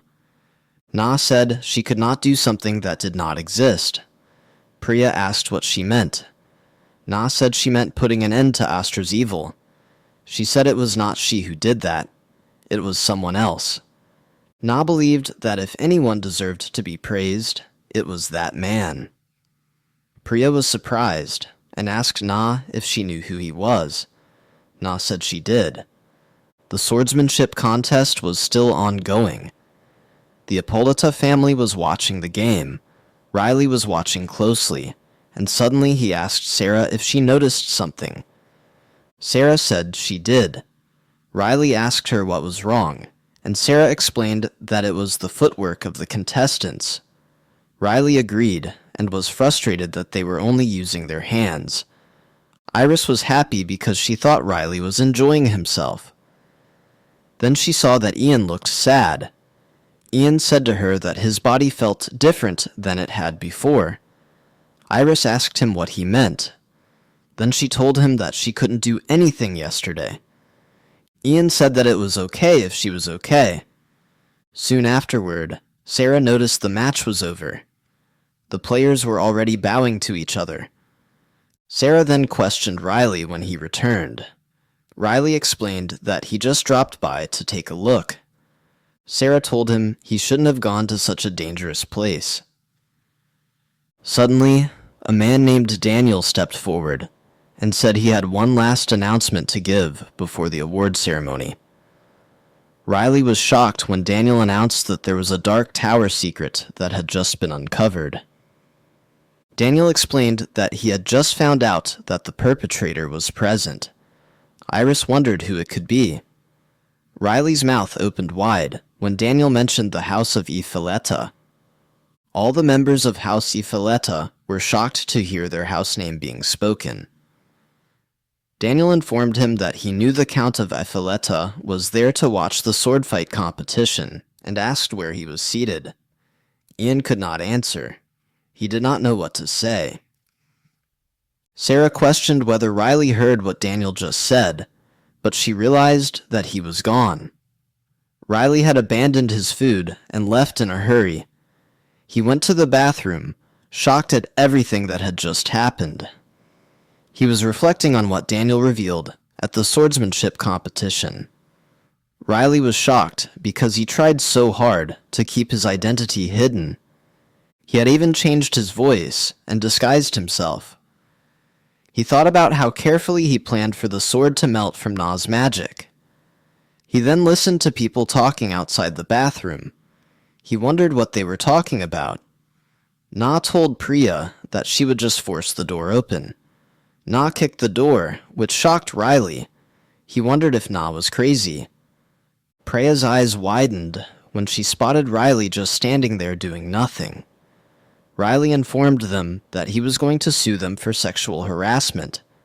Then he wanted to know how they even managed to find him. Na indicated her eyes and said she used them to locate him. Riley considered her eyes and remembered that she once said that if she focused hard on someone's description, she could tell where they were. Riley then shouted that it was total cheating to have a radar like that. He asked Priya how a saint like her could just stroll into the men's bathroom without blinking. He informed her all real saints were dead inside. Priya got annoyed and asked if he was trying to tell her he wasn't interested in her. Then Riley asked her why she was here anyway. Priya replied that she didn't want to say it in a men's bathroom. However, she told Riley he had been chosen by the goddess Iressa. Riley became quiet, thinking he would definitely refuse. So he asked Priya to wait, and asked if she was suggesting that she wanted him to do something. Priya confirmed, and asked him how he knew. Riley was anxious, as though he was being chosen again, which he really hated. He did not want to be asked to be a hero again. Meanwhile, Priya explained to him why he was chosen. She explained to him it was because of a dragon. Riley asked about the dragon. Priya explained to him that there would be a dragon that could bring disaster not just to Soya, but to the entire world. She went on that goddess Iressa explained that Riley was the only one who was capable of killing the dragon. Riley couldn't believe it. He reckoned that if she was a god, she should be omnipotent already. He asked himself why they were putting him through the agony again to save some cities. He told Priya that the Naman family had given him the title of the lazy Swordmaster. He said he wasn't going to do something that would get himself killed, and asked why they had to catch a dragon anyway. He then brought up the time when they last met, and what she had wanted to know from him about his preference for men. Priya said she did not need to know that anymore. Riley then told her to go get somebody else because he could not work with her. Priya got angry upon hearing that. She shouted, "Astra!" and Riley stopped. Priya said she knew Riley was the one who stopped Astra. Riley got upset and asked her what she just uttered. Priya said she knew about the laboratory and the drugs hidden in the basement of the tower. Riley got angry and asked her who told her that trash. He gazed at Na and asked if it was her. Na became anxious when she saw Riley's angry face. Riley reminded her that he had asked her not to say anything. Priya immediately defended Na and told Riley to calm down. Riley commanded Priya to move. Priya was scared and moved aside. Riley then went to Na and grabbed her shoulders. He asked if he could inform her that she had betrayed him. Priya interrupted and said he did not need to worry since she was the sole individual who knew about his powers. Riley then asked if Daniel also knew, but Priya said they did not inform him. She said Na was also against it, and ordered her to keep him in the dark. Riley then asked what difference it made. Priya began talking about the prophecy once again, but Riley said he didn't care. She asked him why, saying that he was strong enough to kill Astra. Riley just said that they should just leave him alone. Priya asked him what he meant, but Riley ignored her and called out for Na. Na looked concerned, not knowing what he was going to say to her, but Riley just said she would see him later. The next day at the Ifaleta mansion, Riley's father was reading the newspaper. He read what happened in Soya. The newspaper said that they found drugs and other terrible things in Soya Tower. It also said that someone had made drugs, like hallucinogenic grass, which had been prohibited for a long time. He read that the main culprit was a wizard named Nam Astra, and he was a 7th Circle wizard. The article said his third son, who was just touring, revealed all of it. He saw that Prince Daniel had given Riley a medal for what he had done. The Count was speechless after reading all of it. He could not believe it himself, but in his heart, he was proud of Riley. So he ordered the maids to send a letter to Iris right away. Meanwhile, Iris was asking Riley where he was. Riley replied that he had just gone to the toilet. Ian was crying because he could not believe that the saint who appeared before Astra was there due to Riley. There were some individuals on the road whispering about Riley due to the rumors they heard. Riley had heard their gossip and thought that was the reason why he did not want to tell her. He recalled how others were surprised, like when he first wielded a sword back in his former life. But his mom told him that his dad must be proud. Riley asked her if she was sure, and then discussed not doing anything about it anyway. Iris asked him what he was going to do with the child. Riley said it was hard, and apologized for not telling them earlier. He explained that he retrieved Na from the tower. Sarah asked Iris quietly about Na's eyes. Riley continued explaining that he was wandering yesterday, and found out that Na was gifted in magic. Riley said he wanted to do magic as well when he stole her mana. Iris asked again what he was going to do with Na. Riley said he needed a person to go holidaying with him, one that was not a sword-fighting expert. Ian went on to say that Na was from the tower, but Riley said he already did. He went on to say Na was one of the tower's test subjects. Na remained silent while Riley told them he would take her. Iris had mentioned that she did not mind. She had said that it was the first time Riley had made a personal choice, therefore she wanted to support him. Ian also agreed, thinking that if Riley really wanted so, then definitely it was fine. Riley told Na to greet his mother and attendant, who was constantly with him. Na greeted them and introduced herself. Suddenly, Sarah remarked that the people of downtown Soya were not class. She told Na that she owed the people of downtown Soya something, and hence she was going to take special care to watch her. Riley was pleased that his relatives received Na kindly. Previously, Riley had told Na that he wished to take her with him because he did not know when she would say something crazy. Riley told her to go with him to Count Ifaleta, but Priya was standing in front of Na and asked Riley what he was saying. Riley replied that Na would probably stay quiet if he took her with him. Then Riley asked Na what she wished to do. Na agreed to go with him because she still had something to do for him. Na recalled Riley saying that he had not yet heard her answer, so Na said maybe by staying with Riley, she could start a new life.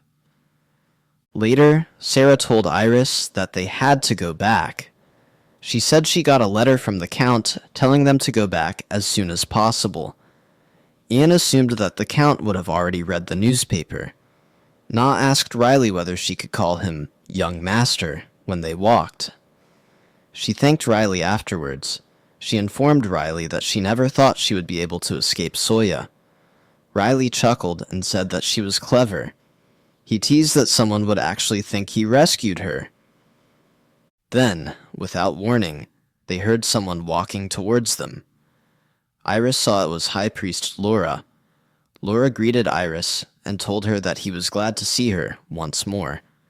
Iris asked him why he came by, and Laura said he was merely looking for someone.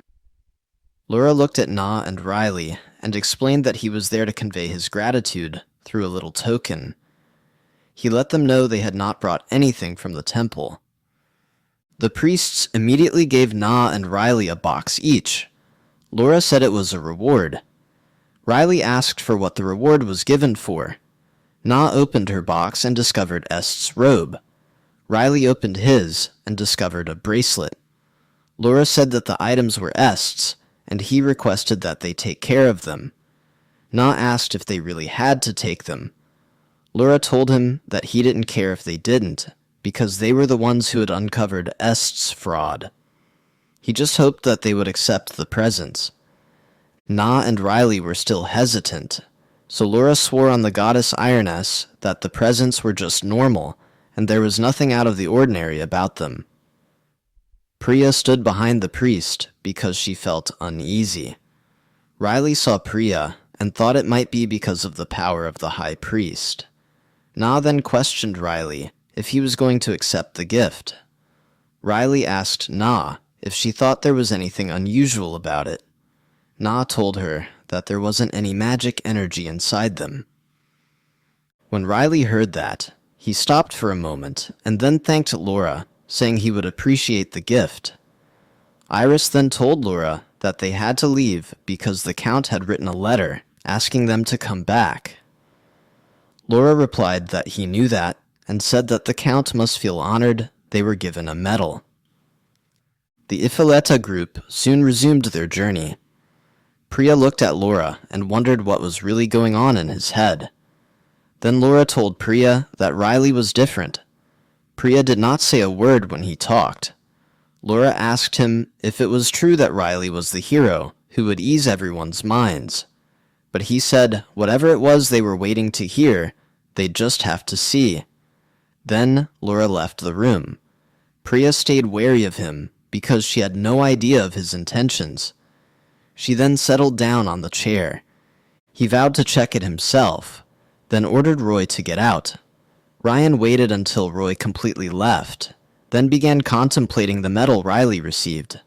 He wondered how Riley had gotten the medal, especially since Riley watched the swordsmanship event alone and didn't even compete.